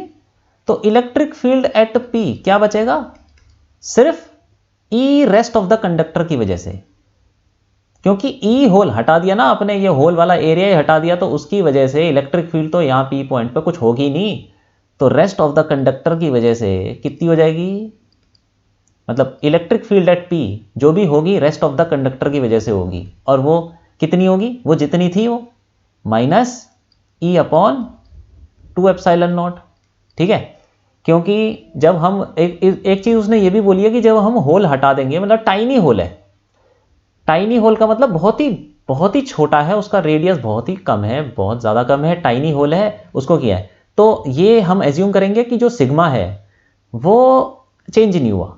ठीक है, सिग्मा जो होगा वो चेंज नहीं होगा, मतलब जो डिस्ट्रीब्यूशन होल काटने से पहले था रेस्ट ऑफ द कंडक्टर पे, वही डिस्ट्रीब्यूशन होल काटने के बाद रहेगा, ये हमने यहाँ पे एज्यूम किया है। ठीक है, तो जब होल काट देंगे तो इलेक्ट्रिक फील्ड जो भी होगी रेस्ट ऑफ द कंडक्टर की वजह से होगी, और वो कितनी होगी, वो जितनी हमने निकाली थी उतनी रहेगी, क्योंकि सिग्मा चेंज नहीं होगा, ये हमने एज्यूम किया है। ठीक है, और ई होल काटने के बाद ये जो ई होल वाला एरिया है, होल वाला एरिया, इसकी वजह से इलेक्ट्रिक फील्ड नहीं लगेगी, तो इसका मतलब यहाँ पे इलेक्ट्रिक फील्ड जो भी होगी वो ई रेस्ट ऑफ द कंडक्टर की वजह से होगी। तो ये हमने निकाल लिया। माइनस का मतलब हुआ कि ये ऑपोजिट डायरेक्शन है, जो भी है इसका हमने ये बात कर चुके हैं, बाहर की तरफ आ रहा है। तो यही उसने पूछा है कि यही उसने पूछा था कि इसको प्रूफ करो, सिग्मा अपॉन 2 एप्सिलॉन नॉट आ गया और ये बाहर की तरफ आ रहा है, और ये इसने ये भी बोला था जो वेक्टर है ये बाहर की तरफ है, तो ये हमने प्रूफ कर लिया। ठीक है, तो ये हो गया हमारा क्वेश्चन। अब आगे बढ़ते हैं, 30th क्वेश्चन देखते हैं। इसमें बोल रहा है obtain the formula for the electric field due to a long thin wire of uniform linear charge density lambda without using Gauss law. ठीक है, तो इसमें हिंट भी दे रखा है इसने, use Coulomb's law directly and evaluate the necessary integral. तो ठीक है, इसको कर लेते हैं। इसमें बोल रहा है कि ये चीज़ हम कर चुके हैं वैसे से, एक इन्फानाइट वायर, बहुत लंबी वायर है, और उसके पास इलेक्ट्रिक फील्ड हम निकाल चुके हैं फॉर्मूला, वो होता है lambda upon 2 pi epsilon naught r. ठीक है, लेकिन वो हमने गॉस लॉ से निकाला था, तो यहाँ पे हमको गॉस लॉ यूज़ नहीं करना, तो हमें किसी दूसरे मेथड से निकालना है, इंटीग्रेशन से ही निकालेंगे, इसने हिंट भी दे रखा है। तो ठीक है, मान लेते हैं कि यहाँ पे एक हमारे पास वायर है। ठीक है, बहुत लंबी वायर है, जो इन्फानाइटी मान लो उसको, और किसी पॉइंट पे हमको इलेक्ट्रिक फील्ड निकालनी है, मतलब यहाँ पे इलेक्ट्रिक फील्ड निकालनी है जो कि यहाँ से r डिस्टेंस पे है। ठीक है, अब ड्यू टू सिमेट्री एक चीज़ ये बोल सकते हैं कि यहाँ पे इलेक्ट्रिक फील्ड जो भी होगी वो इस डायरेक्शन में होगी। ठीक है, डायरेक्शन तो हम बता सकते हैं ना सिमेट्री की वजह से, क्योंकि आधी वायर ऊपर आधी वायर नीचे, तो जो भी आएगी इस डायरेक्शन, इस पॉइंट पे इलेक्ट्रिक फील्ड, उसकी डायरेक्शन होगी रेडियली आउटवर्ड्स। ठीक है, तो इलेक्ट्रिक फील्ड तो यही होगी इस तरफ। ठीक है, अब लेकिन अभी ये नहीं लिखते, डायरेक्शन देते हैं बस। तो इस पॉइंट पे इलेक्ट्रिक फील्ड हम पहले निकालेंगे एक एलिमेंट की वजह से, एक एलिमेंट ले लेते हैं। ठीक है, क्योंकि हम गॉस लॉ तो लगा नहीं सकते, उसने मना किया है, किसी और मेथड से करना पड़ेगा। तो पहले एक पॉइंट ले लेते हैं, एक छोटा सा एलिमेंट ले लेते हैं कि ये dy एक एलिमेंट है जो कि y डिस्टेंस पे है इस पॉइंट से, इसको हमने ओरिजिन मान लिया। ठीक है, y डिस्टेंस पे एक dy लेंथ का एलिमेंट है। ठीक है, और इसका लेमडा भी दे रखा है, लीनियर चार्ज डेंसिटी लेमडा दे रखी है। तो अब इस एलिमेंट की वजह से इस p, इसको ले लेते हैं, p पॉइंट है ये। ठीक है, p पॉइंट पे इलेक्ट्रिक फील्ड किधर होगी, इसको हटा देते हैं अभी फिलहाल, वो बाद में देख लेंगे। ठीक है, नेट इलेक्ट्रिक फील्ड तो इधर ही आएगी एक्स डायरेक्शन में, लेकिन हम अभी डेरिवेशन कर रहे हैं तो उसको हटा देते हैं। तो इस एलिमेंट की वजह से p पॉइंट पे इलेक्ट्रिक फील्ड किधर होगी, इसको ऐसे जोड़ देते हैं, देखो ये तो होगी ऐसे अवे फ्रॉम द चार्ज। ठीक है, इसके ऊपर मान लेते हैं dq चार्ज है, dq चार्ज dy लेंथ का, तो इसके ऊपर इलेक्ट्रिक फील्ड की डायरेक्शन यहाँ होगी, इसको बोल देते हैं de। ठीक है, de बोल देते हैं। अब de ये हो गया, तो उसका एक्सप्रेशन कैसे निकालेंगे, ये निकाल लेंगे। ये डिस्टेंस कितना होगा, यहां से एलिमेंट से लेके p पॉइंट का डिस्टेंस कितना होगा, ये होगा हमारा ये ले लेते हैं, चलो रहने दो, इसको थीटा ले लेते हैं, एक्चुअली ये ले लेते हैं थीटा। ये थीटा हम मेजर कर लेते हैं, यहां से हॉरिजॉन्टल लाइन से मेजर कर लेते हैं, ये किसी एंगल पे है लाइन। ठीक है, इसको थीटा मान लिया हमने। अब इस एलिमेंट की वजह से इस p पॉइंट पे इलेक्ट्रिक फील्ड क्या होगी, इलेक्ट्रिक फील्ड ये de जो भी है एलिमेंट की वजह से, ये कितना हो जाएगा, हमें पता है फॉर्मूला k dq अपॉन ये, इसको क्या ले लें हम, इस डिस्टेंस को ले लेते हैं z, ठीक है। ये एलिमेंट से लेके p पॉइंट का डिस्टेंस हमने z ले लिया। अब ये कितना हो जाएगा, k dq upon z square. ये फॉर्मूला होता है ना, क्योंकि एलिमेंट इतना छोटा है उसको पॉइंट चार्ज मान सकते हैं, और p पॉइंट पे इलेक्ट्रिक फील्ड का फॉर्मूला हमको पता है k q by r square होता है। k q तो उसके ऊपर छोटा सा चार्ज dq है, और उसका डिस्टेंस है p पॉइंट से z, तो z स्क्वायर हो गया, तो ये फॉर्मूला लग गया। अब इसको हमको लिखना पड़ेगा इन टर्म्स ऑफ जो वेरिएबल है हमारे पास। ऐसे सीधा इंटीग्रेट तो नहीं कर सकते, क्योंकि एक तो dq वेरिएबल है और एक z भी वेरिएबल है। तो हम पहले लिखेंगे चार्ज कितना होगा इसके ऊपर। तो देखो लैम्डा हमें चार्ज डेंसिटी दे रखी है, ये यूनिफॉर्म है, तो हम बोल सकते हैं dq equal to lambda into d y, ठीक है। ऐसे बोलते हैं ना कि ये जो लैम्डा है ये यूनिफॉर्म है, ये मतलब लैम्डा की यूनिट क्या होती है, कूलम पर मीटर, मतलब 1 मीटर में इतना coulomb charge, lambda coulomb charge.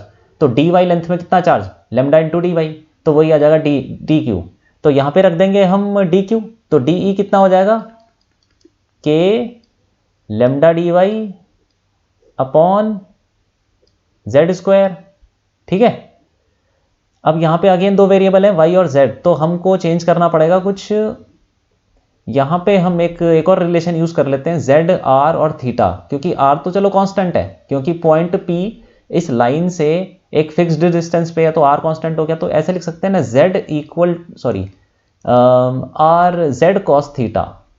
z cos theta equal to r लिख सकते हैं। z का जो हॉरिजॉन्टल कंपोनेंट है वो, ये ट्रिग्नोमेट्री भी लगा लो आप, cos थीटा कितना हो जाएगा r बाय z, तो वहीं से निकाला है हमने z cos theta equal to r, ठीक है। तो z कितना आ गया, r अपॉन cos थीटा, ठीक है। ये हमने एक रिलेशन निकाल दिया। अब दूसरा है कि dy, ये dy कितना है, ये हमको फिर ये dy इसको भी लिखना पड़ेगा इन टर्म्स ऑफ थीटा कुछ, तो ये भी लिख लेते हैं। देखो ये y कितना है, z, एक और फॉर्मूला लगा सकते हैं, z sine theta equal to y, ठीक है। तो अब इसको हम कर लेंगे, अभी इसको हम ये नहीं लिखते क्योंकि हमको r की टर्म्स में लिखना है, क्योंकि r कांस्टेंट है ना। तो z और ये y और r इनके बीच में रिलेशन देखते हैं कितना होगा, y tan theta equal to y by r, ठीक है। तो y कितना हो जाएगा, r टेन थीटा, ठीक है। ये आ गया रिलेशन y और r के बीच में। अब इसको हम डिफरेंशिएट कर देंगे, तो क्या हो जाएगा, dy equal to r tan theta का डिफरेंशिएशन होता है सेक स्क्वायर थीटा, और फिर डी थीटा भी आ जाएगा, ठीक है। तो इसको हम यहां डाल देंगे, तो डी कितना आ जाएगा, d equal to k lambda, d y कितना है, r sec square theta d theta upon कितना हो गया, जेड स्क्वायर कितना है, जेड स्क्वायर ये है, तो इसको भी लिख लेते हैं, इसको लिख सकते हैं आर सेक थीटा लिख सकते हैं। तो इस आर सेक थीटा को हम यहां डाल देंगे जेड स्क्वायर की जगह पे, मतलब z equal to r sec theta यहां डाल देंगे, तो आ जाएगा r square sec square theta हो जाएगा।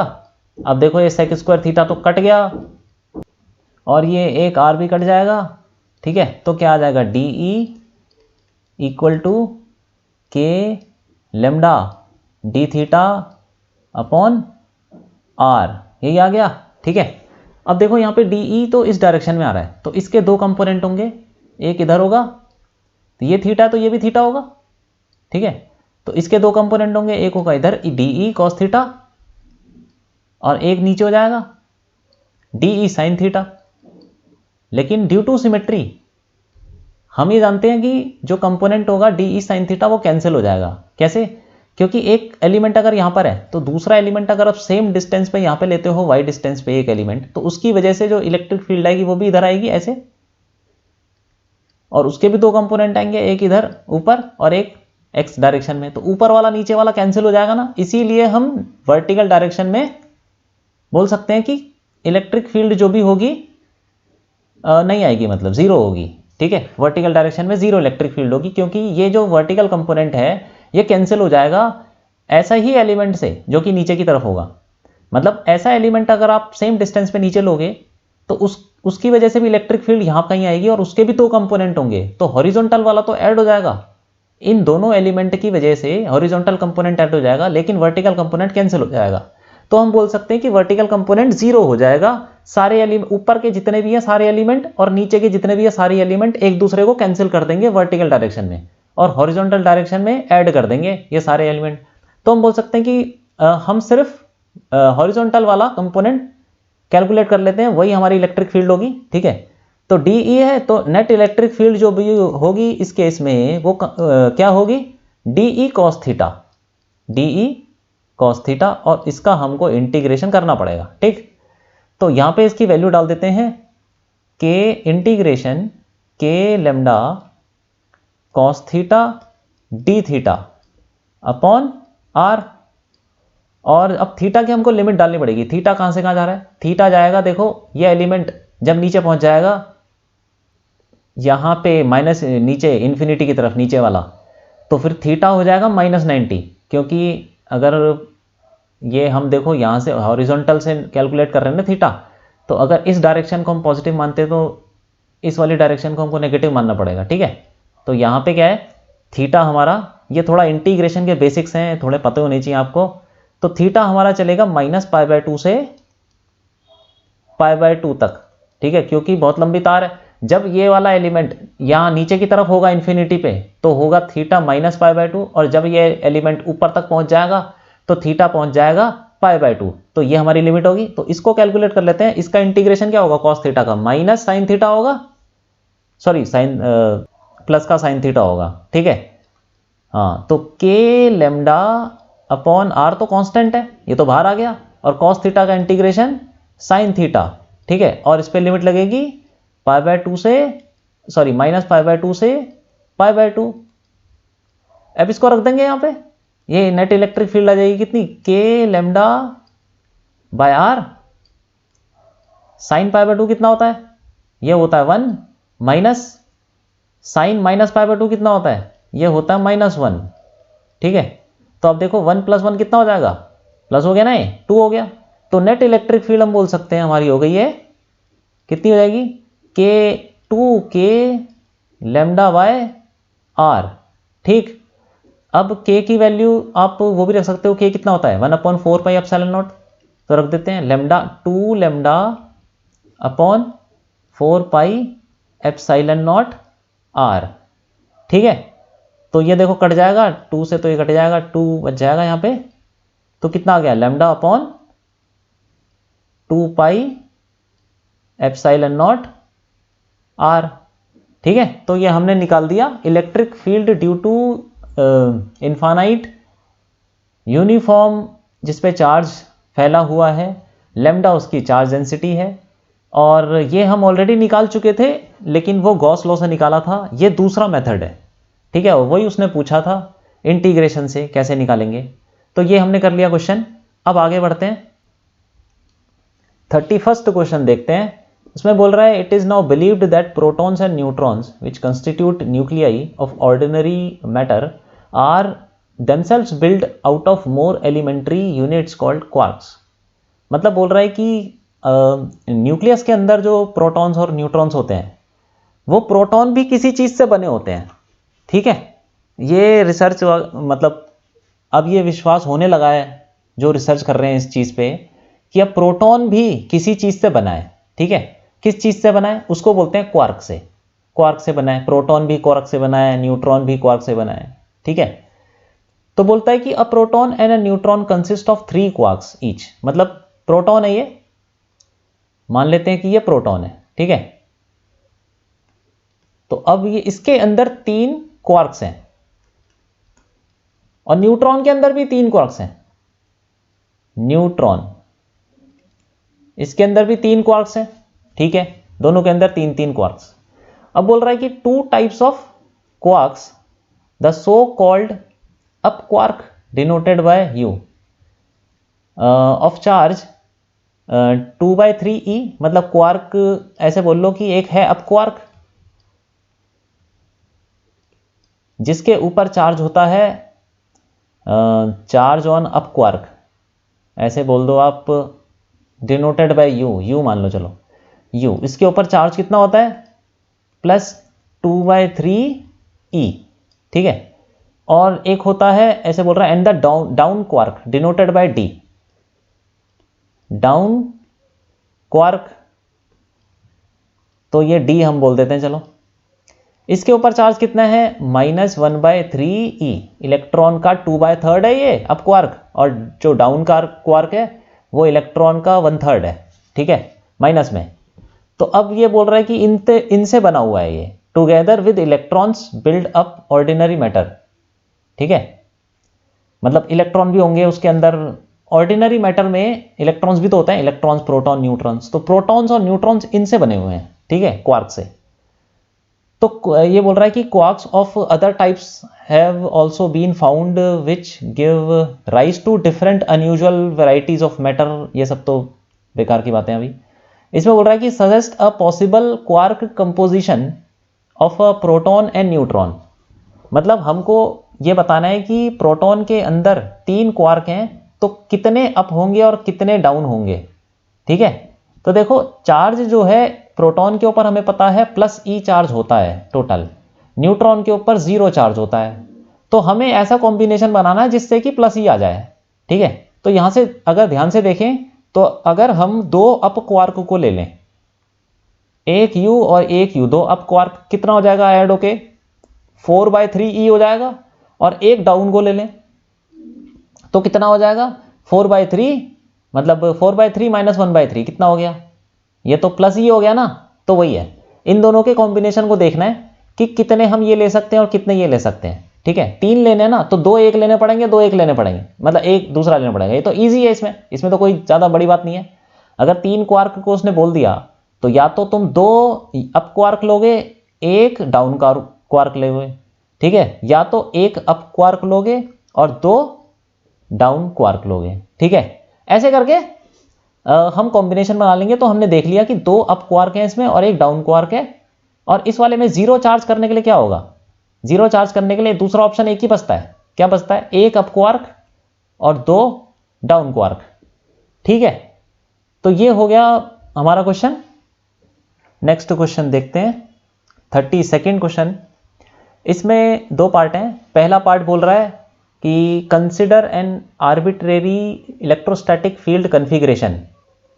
A small test charge is placed at a null point, that is where electric field equal to 0 of the configuration. Show that the equilibrium of the test charge is necessarily unstable. मतलब एक कोई electric field है, ठीक है। Electric field में एक test charge रखा हुआ है, मान लो Q0 रखा हुआ है, ठीक। अब इसको हमें बताना है कि यहां पे इलेक्ट्रिक फील्ड 0 है, ये बता दिया, electric field is 0 at this point, ठीक है। और हमको ये प्रूफ करना है कि ये जो चार्ज है ये अनस्टेबल है, मतलब ये रुका तो हुआ है, इक्विलिब्रियम में तो है, लेकिन इसको अगर हम हिलाएंगे ना थोड़ा सा तो ये भाग जाएगा, ठीक है, भाग सकता है, मतलब वापस नहीं आएगा, जरूरी नहीं है। तो अनस्टेबल का मतलब हुआ किसी भी डायरेक्शन में, ये यहां से हटा देता हूं मैं, इलेक्ट्रिक फील्ड यहां पे 0 है, यहां पे इलेक्ट्रिक फील्ड 0, ठीक है। अब इसका मतलब इसको मैं अगर किसी भी डायरेक्शन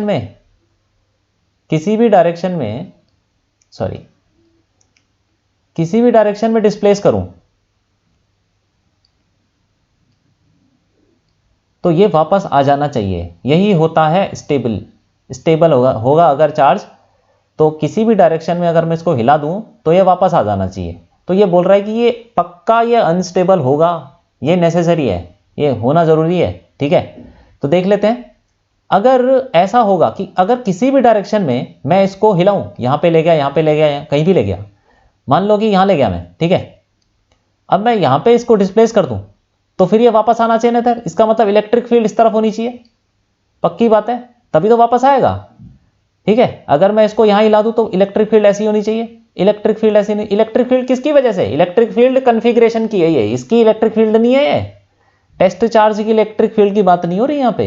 ये इलेक्ट्रिक फील्ड जो है ये किसकी वजह से होगी, किसी दूसरे सिस्टम की वजह से होगी, कोई कॉन्फ़िगरेशन होगा, कोई दूसरा चार्ज होगा, ठीक है। तो ये चीज है। तो हम ये पढ़ चुके हैं ना कि अगर किसी चार्ज के ऊपर फोर्स लगता है, वो इलेक्ट्रिक फील्ड में रखने पे जो फोर्स लगता है वो इलेक्ट्रिक फील्ड उसके खुद की इलेक्ट्रिक फील्ड नहीं होती, वो दूसरे की वजह से होती है, कोई दूसरा कन्फिग्रेशन होगा, ठीक है, ये हम पढ़ चुके हैं। तो ये जो इलेक्ट्रिक फील्ड की बात हो रही है, ये कोई दूसरा कन्फिग्रेशन है, कोई दूसरा चार्ज होगा, उसकी वजह से इलेक्ट्रिक फील्ड होगी, आ रही होगी कहीं से, वो है ये, ठीक है। क्यू नॉट की इलेक्ट्रिक फील्ड नहीं है ये, ठीक है। क्यू नॉट के ऊपर तो हम फोर्स देख रहे हैं, उसकी स्टेबिलिटी देख रहे हैं, उसको हिलाएंगे तो उसके ऊपर फोर्स लगेगा, कितना लगेगा, कहां लगेगा, वो सब देख रहे हैं। तो अब हमने जैसे इसको हिलाया तो ये वापस आना चाहिए, तभी ये स्टेबल होगा, और यहां पे ले जाएंगे तब भी ये वापस आना चाहिए, यहां ले जाएंगे तब भी वापस आना चाहिए, तो कहीं भी ले जाएंगे, किसी भी तरफ ले जाएंगे तो ये वापस आना चाहिए, ठीक है। इसका मतलब ये हुआ कि इस पी पॉइंट पे, पी ले लेते हैं, इस पी पॉइंट को दोबारा बनाऊं तो अगर मैं सिर्फ इलेक्ट्रिक फील्ड देखूं तो ऐसा होना चाहिए, सिर्फ इलेक्ट्रिक फील्ड की बात हो रही है, ठीक है। क्यू नॉट टेस्ट चार्ज को आप हटा दो, टेस्ट चार्ज से तो हमने ये देख लिया कि इसको हम हिलाएंगे तो ये वापस आना चाहिए, वापस आना चाहिए मतलब अपने इनिशियल पोजीशन में वापस आना चाहिए, अगर स्टेबल होगा तो वापस आना चाहिए, अगर हम यहां रख देंगे तब भी वापस आना चाहिए, वापस आना चाहिए, ऐसे हर इलेक्ट्रिक फील्ड वापस आना चाहिए। इसका मतलब इलेक्ट्रिक फील्ड इसके आसपास जो होगी वो सारी की सारी ऐसी होगी, कैसी, अंदर की तरफ, ठीक है, अंदर की तरफ होनी चाहिए, कॉन्फ़िगरेशन है। अब अगर हम कोई गॉसियन सरफेस ले लें, कोई गॉसियन सरफेस ले लें यहां पे,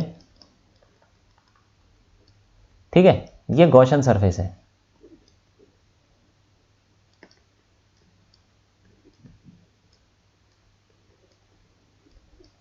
तो इसके ऊपर अगर हम गॉस लॉ लगाएं तो क्या बोल सकते हैं कि flux equal to integration e dot ds, ठीक है। तो अब देखो, इस जो भी है तो फॉर्मूला है, लेकिन इसका कुछ खास यूज नहीं यहां पे। इस सरफेस से इलेक्ट्रिक फील्ड लाइंस क्रॉस कर रही है, अंदर की तरफ आ रही है, इसका मतलब फ्लक्स फाई जो है, phi will have some value, कुछ ना कुछ वैल्यू होगी उसकी, फ्लक्स की कुछ ना कुछ वैल्यू होगी। क्यों होगी? क्योंकि कुछ ना कुछ इलेक्ट्रिक फील्ड लाइंस इसको क्रॉस कर रही हैं। तो हमने देखा है कि किसी भी सरफेस को क्रॉस करती हैं इलेक्ट्रिक फील्ड लाइंस तो कुछ ना कुछ फ्लक्स होता है, तो यहां पे भी कुछ ना कुछ फ्लक्स होगा, ठीक है। इसका मतलब फ्लक्स की अगर कुछ वैल्यू है वो नॉन जीरो है, फ्लक्स नॉन जीरो है, तो फ्लक्स हमें पता है ये कितना होता है, Q अपॉन Q इन अपॉन एप्सिलॉन नॉट, ठीक है। इसका मतलब ये नॉन जीरो है तो Q इन भी नॉन जीरो हो जाएगा, Q इन नॉन जीरो हो जाएगा।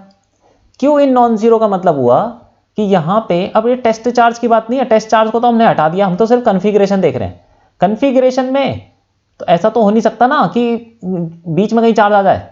अगर मान लो कोई ये इलेक्ट्रिक फील्ड है, ठीक है, इलेक्ट्रिक फील्ड ऐसे कुछ, ये कहीं से आ रही होगी, कोई कॉन्फ़िगरेशन है, इसने बोला है कि सिर्फ इलेक्ट्रिक फील्ड है, ये किसकी वजह से इलेक्ट्रिक फील्ड है, कहां से आ रही है, कुछ नहीं पता, ठीक है, ये सब इलेक्ट्रिक फील्ड कॉन्फ़िगरेशन है। तो इसका मतलब ये हुआ कि कहीं बीच में ऐसा तो चार्ज हो नहीं सकता, ठीक है, बीच में कहीं चार्ज नहीं होगा इलेक्ट्रिक फील्ड में, ठीक। तो फिर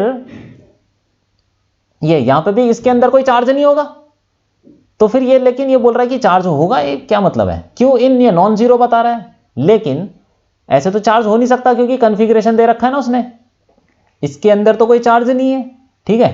तो चार्ज नहीं है तो फ्लक्स भी तो जीरो होना चाहिए फिर, लेकिन हमने यहां से देखा थी फ्लक्स नॉन जीरो आ रहा है क्योंकि कुछ ना कुछ इलेक्ट्रिक फील्ड लाइंस उसको क्रॉस कर रही हैं, तो ये कॉन्ट्राडिक्शन आ गया, तो फिर ये पॉसिबल नहीं हो सकता। इसका मतलब ये हुआ कि जो ये चार्ज है, test charge will be unstable in some direction, ठीक है, किसी डायरेक्शन में हो सकता है, ऐसा कोई जरूरी नहीं है, हो सकता है कि आप यहां पे ले जाओ उस चार्ज पार्टिकल को, टेस्ट चार्ज को, तो वापस आ जाए, लेकिन ऐसा भी हो सकता है कि यहां पे ले जाओ तो वापस ना आए, ठीक है। Test charge will be unstable, ठीक है, क्योंकि कॉन्ट्राडिक्शन आ गया, तो कॉन्ट्राडिक्शन आ गया तो फिर ये test charge unstable will be, ऐसे बोल सकते हैं, will be unstable in some direction, हर डायरेक्शन में नहीं, सम डायरेक्शन में, सम डायरेक्शन, ठीक है। मतलब स्टेबल भी हो सकता है किसी डायरेक्शन में, अनस्टेबल भी हो सकता है, लेकिन ऐसा नहीं हो सकता कि हर डायरेक्शन में स्टेबल हो, ठीक है, कहीं किसी ना किसी डायरेक्शन में अनस्टेबल होगा, ठीक है, और वही है क्योंकि कॉन्ट्राडिक्शन आ गया, ठीक। तो ये हो गया पार्ट ए। अब दूसरा पार्ट देख लेते हैं। बी पार्ट में ये बोल रहा है verify this result for the simple configuration of two charges of the same magnitude and sign placed a certain distance apart. मतलब इसको वेरीफाई कर लेते हैं। इसमें बोला है कि दो चार्जेस ले लो सेम मैग्नीट्यूड के और सेम साइन के। चलो ये ले लेते हैं हम यहाँ पे कैपिटल क्यू ले लेते हैं इसको, कैपिटल क्यू और कैपिटल क्यू, ठीक है। और इनके बीच में कुछ डिस्टेंस है उसको भी ले लेंगे। चलो आर ले लेते हैं, 2r ले लेते हैं सिंप्लीफाई करने के लिए, सिंपल हो जाएगा ये। और इसका मिड पॉइंट ले लेते हैं एक, ठीक है। और यहाँ पे रख दिया हमने टेस्ट चार्ज, मान लेते हैं टेस्ट चार्ज रख दिया Q0। और ये हो गया a डिस्टेंस, 2r लिया था ना, r ले लेते हैं ये, और ये भी r ले लेते हैं, ठीक। अब देखो ये Q0 को जब हम इस डायरेक्शन में डिस्प्लेस करेंगे, ऐसे ही बोला उसने कि दो चार्जेस ले लो आप सेम मैग्नीट्यूड और सेम साइन के और वेरीफाई करना है। ये मान लेते हैं कि यहाँ पे बीच पॉइंट पे ये Q0 के ऊपर फोर्स कितना होगा, जितना फोर्स Q लगाएगा कैपिटल Q इस Q0 के ऊपर इस डायरेक्शन में, उतना ही फोर्स ये लगाएगा ना इस डायरेक्शन में, क्योंकि कितना लगाएगा फोर्स ये Q0, ये कैपिटल Q0 पे कितना फोर्स लगाएगा ये वाला, इसको A ले लेते हैं ना, A और B। A वाला चार्ज Q0 पे फोर्स कितना लगाएगा, Q0 अपॉन r², ठीक है। और ये वाला B वाला चार्ज Q0 पे कितना फोर्स लगाएगा, Q0 अपॉन ये भी r²। तो ये दोनों कैंसिल कर देंगे, तो मतलब हमें पता चल गया कि ये Q0 इज इन इक्विलिब्रियम। कौन सा इक्विलिब्रियम है अब वो देखते हैं। अब तो कौन सा इक्विलिब्रियम हो तो ठीक है, लेकिन हमको ये देखना है कि ये अनस्टेबल रहेगा किसी डायरेक्शन में और किसी डायरेक्शन में स्टेबल भी हो सकता है, ठीक है। तो उसको हम दोबारा बना लेते हैं, ये मान लेते हैं ऐसे, ठीक है। A हो गया ये B, और यहाँ पे Q रखा है, यहाँ पे भी Q रखा है, और ये Q0 है, ठीक। अब इसको हम डिस्प्लेस करते हैं इसी लाइन के अलोंग। देखो मान लो कि अगर हमने इस Q0 को थोड़ा सा डिस्प्लेस किया, मान लो यहाँ पे पहुंचा दिया, तो इसके ऊपर चार्ज जो लगेगा, मतलब फोर्स जो लगेगा, फोर्स कितना होगा, Q0 को उठा के अगर हमने यहाँ पे रख दिया तो सोचो इस पे फोर्स कितना लगेगा। B वाला फोर्स, B की वजह से जो फोर्स लगेगा वो इधर ही लगेगा, ठीक है। और A की वजह से इधर लगेगा। इसको ले लेते हैं FB और ये ले लेते हैं FA, ठीक है। Force due to B is FB, force due to A is FA। अब देखो ये कौन सा ज्यादा फोर्स है, ये डिस्टेंस, इसको ले लेते हैं RB, और ये डिस्टेंस हो गया RA, ठीक है। तो फोर्स ड्यू टू B कितना हो जाएगा, Q0 अपॉन RB², यही होगा। और FA कितना हो जाएगा, Q0 अपॉन RA², ठीक है। अब देखो यहां पे कौन सा फोर्स ज्यादा है, क्योंकि देखो Q0 ये तो कॉमन है दोनों में, तो RB छोटा है ना, ये इधर हमने खिसकाया इसको, तो RB अगर कम है, RB कम है RA से, तो RB अगर कम है तो फोर्स B ज्यादा हो जाएगा, RB is less than RA, तो force B FB will be more than FA। तो इसका मतलब आपने अगर Q0 को उठा के यहां रखा तो इसके ऊपर नेट फोर्स लगेगा इस डायरेक्शन में। ऐसे बना लेते हैं नेट फोर्स की डायरेक्शन ये वाली, ये नेट फोर्स लगेगा, ठीक। तो इसका मतलब नेट फोर्स किस तरफ है, ये तो उसको वापस ले जाना चाह रहा है। तो अगर Q0 को आप उठा के यहां रख दोगे तो ये वापस अपनी पोजीशन को की तरफ जाने की कोशिश करेगा। इसका मतलब क्या हुआ कि ये इस डायरेक्शन में स्टेबल है, ठीक है। अब दूसरी डायरेक्शन देख लेते हैं, क्योंकि हमको ये प्रूफ करना है ना कि हर डायरेक्शन में स्टेबल नहीं होगा, कहीं ना कहीं ये अनस्टेबल होगा, ठीक है। दोबारा से बना लेते हैं इसी डायग्राम को। ये A है, ये B है, और यहां पे Q0 रखा हुआ है, ठीक है। और ये Q है, कैपिटल Q, और ये भी कैपिटल Q है। अब इसको हम क्या करते हैं, नीचे डिस्प्लेस करते हैं। नीचे हमने डिस्प्लेस कर दिया मान लो यहां पे, तो अब ये वाला फोर्स, ये वाला चार्ज इस पे फोर्स लगाएगा, एक मिनट, ये वाला चार्ज पे फोर्स लगाएगा ऐसे इस डायरेक्शन में, ठीक है। और ये वाला चार्ज भी इस पे इतना ही फोर्स लगाएगा इस डायरेक्शन में। अब देखो फोर्स जो भी लगेगा, ये FA है और ये FB है, ठीक है। FA और FB दोनों बराबर होंगे। क्यों होंगे बराबर, क्योंकि डिस्टेंस होगा जो इस पॉइंट से वो दोनों केस में बराबर होगा, ए से भी और बी से भी, ठीक है। तो इसका मतलब ये एफ ए और एफ बी बराबर हो गए। लेकिन अब देखो इसके कंपोनेंट बना लेते हैं, एफ ए कॉस थीटा ऐसे ले लेते हैं कुछ, ठीक है, ये थीटा ले लेते हैं। तो इतने सब की जरूरत नहीं है, मैं जो बताने की कोशिश कर रहा हूं वो तो सिंपल तरीके से आप वैसे ही समझ सकते हो। एफ बी कॉस थीटा, ये भी थीटा हो जाएगा सेम, ठीक है। अब देखो ये F B cos theta, F A cos theta सब कैंसिल हो गया, और यहां पे आ जाएगा एफ ए साइन थीटा और एफ बी साइन थीटा भी यहीं आ जाएगा, ठीक है। अब ये दोनों एफ ए साइन थीटा और एफ बी साइन थीटा दोनों नीचे की तरफ हैं और ये दोनों ऐड हो जाएंगे, तो नेट फोर्स जो होगा किस डायरेक्शन में आएगा, नेट फोर्स आएगा इसी डायरेक्शन में, नीचे की तरफ, एफ नेट, ठीक है। तो इसका मतलब ये अपनी जो पुरानी पोजीशन थी उसके पास नहीं जा रहा, मतलब आप अगर इसे क्यू नॉट को उठा के यहां रख दोगे तो ये इस नीचे ही भाग जाएगा, वापस नहीं आएगा। इसका मतलब ये पता चलता है इस पोजीशन में ये अनस्टेबल है, ठीक है। तो यहां पे ये स्टेबल था, स्टेबल, और यहां पे ये अनस्टेबल हो गया। इसका मतलब जो टेस्ट चार्ज है किसी कॉन्फ़िगरेशन के अंदर हर डायरेक्शन में स्टेबल नहीं हो सकता, कहीं ना कहीं किसी ना किसी डायरेक्शन में वो अनस्टेबल भी होगा, ठीक है। तो ये हमने वेरीफाई कर लिया, बी पार्ट है, ठीक है।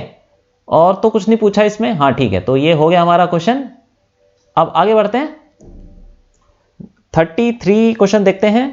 इसमें बोल रहा है particle of mass m and charge minus q enters the region between the two charged plates initially moving along x axis with speed vx, ठीक है, like the particle 1 in figure 1.33। मतलब एक, ये तो वैसे 3 पार्टिकल ले रखे हैं, ये फिगर थोड़ा पुराने वाले क्वेश्चन से ली गई है, उसमें 3 पार्टिकल थे, लेकिन इसमें बोल रहा है कि सिर्फ हमको एक ही पार्टिकल लेना है, ठीक है, नेगेटिव क्यू लेना है, ये वाला पार्टिकल लेना, फर्स्ट वाला पार्टिकल, और वो ऐसे चल रहा था, यहां इस डायरेक्शन में चल रहा था vx से, ठीक है, initially moving along x axis, ऐसे चल रहा था x एक्सिस की डायरेक्शन में vx से।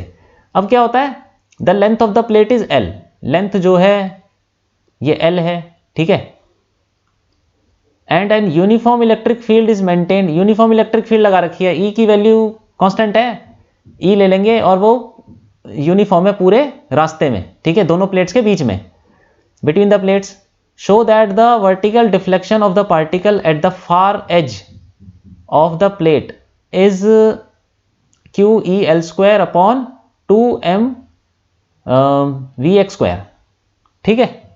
मतलब ये कहना चाह रहा है कि जब ये यहां से घुसा तब ये इस पॉइंट पे घुसा और ये निकला कहां पे, ये इस पॉइंट पे निकला, तो इनके बीच में जो वर्टिकल डिफ्लेक्शन हुआ, वर्टिकल डिफ्लेक्शन मतलब ये एक ऐसी लाइन बना लेते हैं, अगर इलेक्ट्रिक फील्ड ना होती तो फिर ये सीधा ही चलता रहता ना। अब इन दोनों के बीच में जो गैप है इसको बोलेंगे वर्टिकल डिफ्लेक्शन, ठीक है, ये निकालना है हमको। तो इसको ले लेते हैं, y ले लेते हैं, चलो y निकालना है हमको, कि मतलब ये जो चार्ज पार्टिकल है ये कितना ऐसे घूम के ऊपर चला गया, ये घूमते हुए जा रहा है, ठीक है, ऐसे इस कर्व पाथ पे जा रहा है। तो इनिशियली अगर इलेक्ट्रिक फील्ड ना होती तो ये सीधा सीधा चलता रहता ना, हाँ, तो फिर ये हमने जो डॉटेड लाइन बनाई है ये वो वाली लाइन है, अगर इलेक्ट्रिक फील्ड ना होती तो इसी लाइन पे चलता रहता, लेकिन इलेक्ट्रिक फील्ड है तो फिर क्या होगा, ये इस लाइन पे भाग जाएगा ऊपर, तो कितना ये जब ये निकलेगा बाहर तो कितना ऊपर ये वर्टिकली डिफ्लेक्ट हो जाएगा, वही पूछा है उसने, ठीक है। तो ठीक है, निकाल लेते हैं इसको भी हम। इसमें क्या है, इलेक्ट्रिक फील्ड किधर लग रही है, नीचे की तरफ, ठीक है, इलेक्ट्रिक फील्ड की वैल्यू E दे रखी है। अब देखो अगर इलेक्ट्रिक फील्ड ऐसे लग रही है तो फिर इसके ऊपर नेगेटिव चार्ज है ना, इसके ऊपर फोर्स कहां लगेगा, इन the opposite direction of electric field, कितना लगेगा, Q इंटू E, ये फोर्स है, फोर्स का फॉर्मूला। अब ये फोर्स किसके बराबर होता है, मास इंटू एक्सेलरेशन, तो हमारा एक्सेलरेशन आ गया है कितना, इन दोनों को बराबर कर देते हैं, QE अपॉन m, ठीक है, मास भी दे रखा उसने m, ठीक है, ये एक्सेलरेशन आ गया। एक्सेलरेशन की डायरेक्शन क्या होगी, वही जो फोर्स की डायरेक्शन होगी, ऊपर की तरफ होगा एक्सेलरेशन भी, ठीक, तभी तो ऊपर भागेगा वो, तो ऊपर की तरफ एक्सेलरेशन आ गया। अब हम क्या बोल सकते हैं कि इस पॉइंट पे जब वो घुसा था प्लेट के बीच में, तो इस डायरेक्शन में इनिशियल वेलोसिटी क्या थी? 0 थी ना, क्योंकि सारी की सारी वेलोसिटी हॉरिजॉन्टल डायरेक्शन में, तो वर्टिकल डायरेक्शन में जो वेलोसिटी होगी इनिशियली जब वो घुसा था प्लेट के बीच में, तो वर्टिकल डायरेक्शन में वेलोसिटी 0 होगी। तो हम इस डायरेक्शन में, वर्टिकल डायरेक्शन में हम वो फॉर्मूला लगा सकते हैं इक्वेशन ऑफ मोशन का, क्योंकि एक्सेलरेशन कांस्टेंट है और हमें पता भी है ये u 0 पता है। तो y इक्वल टू ये लगा लेते हैं u t plus half a t square. u तो 0 है, चलो ये कितना हो जाएगा? y equal to half a t square हो जाएगा। a की वैल्यू यहां से डाल देंगे, ये कितना आ जाएगा? Half q e upon m t square. ठीक है, तो ये हमने y निकाल लिया, लेकिन यहां पे हमको टाइम नहीं पता, तो अभी हमारा निकला नहीं है y, तो हमको टाइम निकालना है। अब देखो एक चीज और है, हॉरिजॉन्टल डायरेक्शन में हम क्या करेंगे? वही इक्वेशन ऑफ मोशन लगाएंगे। कैसे? हॉरिजॉन्टल डायरेक्शन में कोई भी एक्सेलरेशन नहीं है। एक्सेलरेशन इन हॉरिजॉन्टल डायरेक्शन, इस डायरेक्शन में जो एक्सेलरेशन इन, ये ए वाई ले लेते हैं इसको, ए वाई, क्योंकि एक्सेलरेशन इन वाई डायरेक्शन है नो। ठीक है, ए एक्स मतलब acceleration in X direction is 0, कोई फोर्स तो लग नहीं रहा हॉरिजॉन्टल डायरेक्शन में, तो एक्सेलरेशन भी हॉरिजॉन्टल डायरेक्शन में 0 हो जाएगा। तो अगर हम इस डायरेक्शन में लगाएंगे तो कितना इसका डिस्प्लेसमेंट होगा? हॉरिजॉन्टल डायरेक्शन में कितना चला वो? जितना प्लेट की लेंथ है। ठीक है, तो ऐसे बोल सकते हैं L इक्वल टू यू, एक मिनट, इसको ऐसे नाम दे देते हैं, ये भी बोल देते हैं, इसको ये बोल देते हैं U Y, initial velocity in Y direction, initial velocity in Y direction. ठीक है, A Y acceleration Y direction, acceleration Y direction, ऐसे लिख लेते हैं इसको ए वाई। ठीक है, चलो अब यू, ये initial velocity in X direction दे रखा है हमको वी एक्स, तो ये हो जाएगा L equal to V X into T.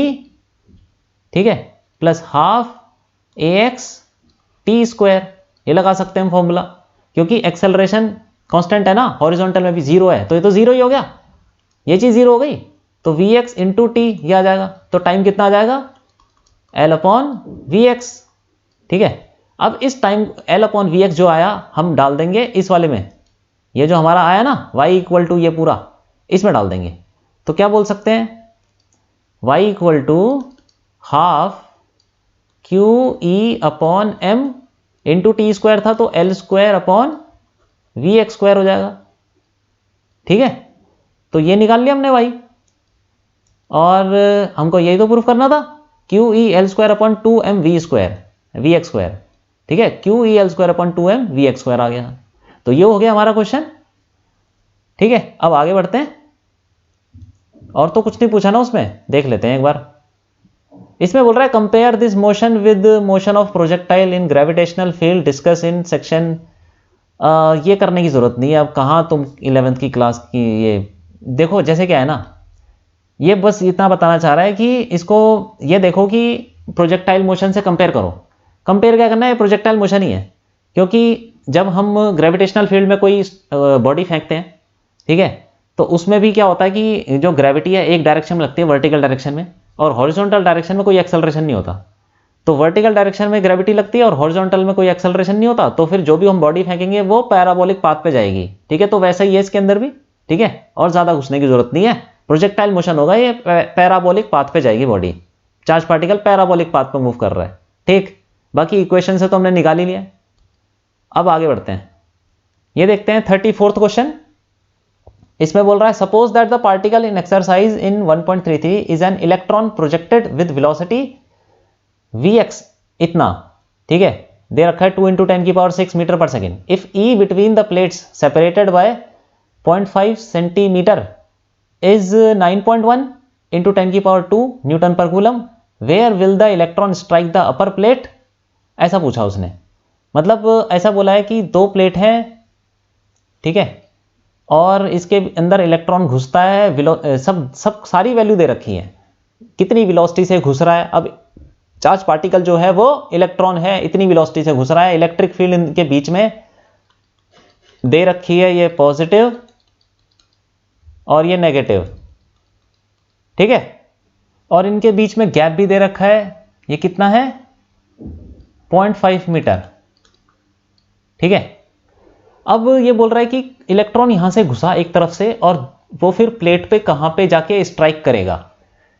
ठीक है, तो हम वो निकाल लेते हैं कहां पे जाके स्ट्राइक करेगा। तो ये कहां से घुसा ये तो इसने बताया नहीं है, तो हम ये मान लेते हैं कि इलेक्ट्रॉन यहां से घुसा इस वाले कॉर्नर से। ठीक है, इलेक्ट्रॉन घुसा, उसका मास m ले लेंगे जो भी है। ठीक है, मास भी दे रखा है me। इलेक्ट्रॉन यहां से घुसा कितनी वेलोसिटी से, vx वेलोसिटी से। ठीक, तो अभी कैसे जाएगा, ये वैसे ही जाएगा जैसे पैराबोलिक पाथ पे जाएगा, ऐसे कुछ जाएगा और यहां पे जाके कहीं हिट कर देगा। तो वो पूछा कि कहां पे जाके हिट करेगा। ठीक है, ये डिस्टेंस निकालना पड़ेगा हमको, ये वाला, इसको ले लेते हैं x डिस्टेंस निकालना है। तो वही फॉर्मूला लगा लेते हैं। कौन सा फॉर्मूला, यहां पे देखो हॉरिजॉन्टल डायरेक्शन में क्या लगाएंगे हम, वही लगा देंगे ना। हॉरिजॉन्टल डायरेक्शन में ऐसे लिख सकते हैं x equal to vx into t plus half ax t square. लेकिन हमें पता है कि इस डायरेक्शन में, हम पिछले क्वेश्चन में देख चुके हैं कि हॉरिजॉन्टल डायरेक्शन में एक्सेलरेशन 0 है, तो ये तो 0 हो गया।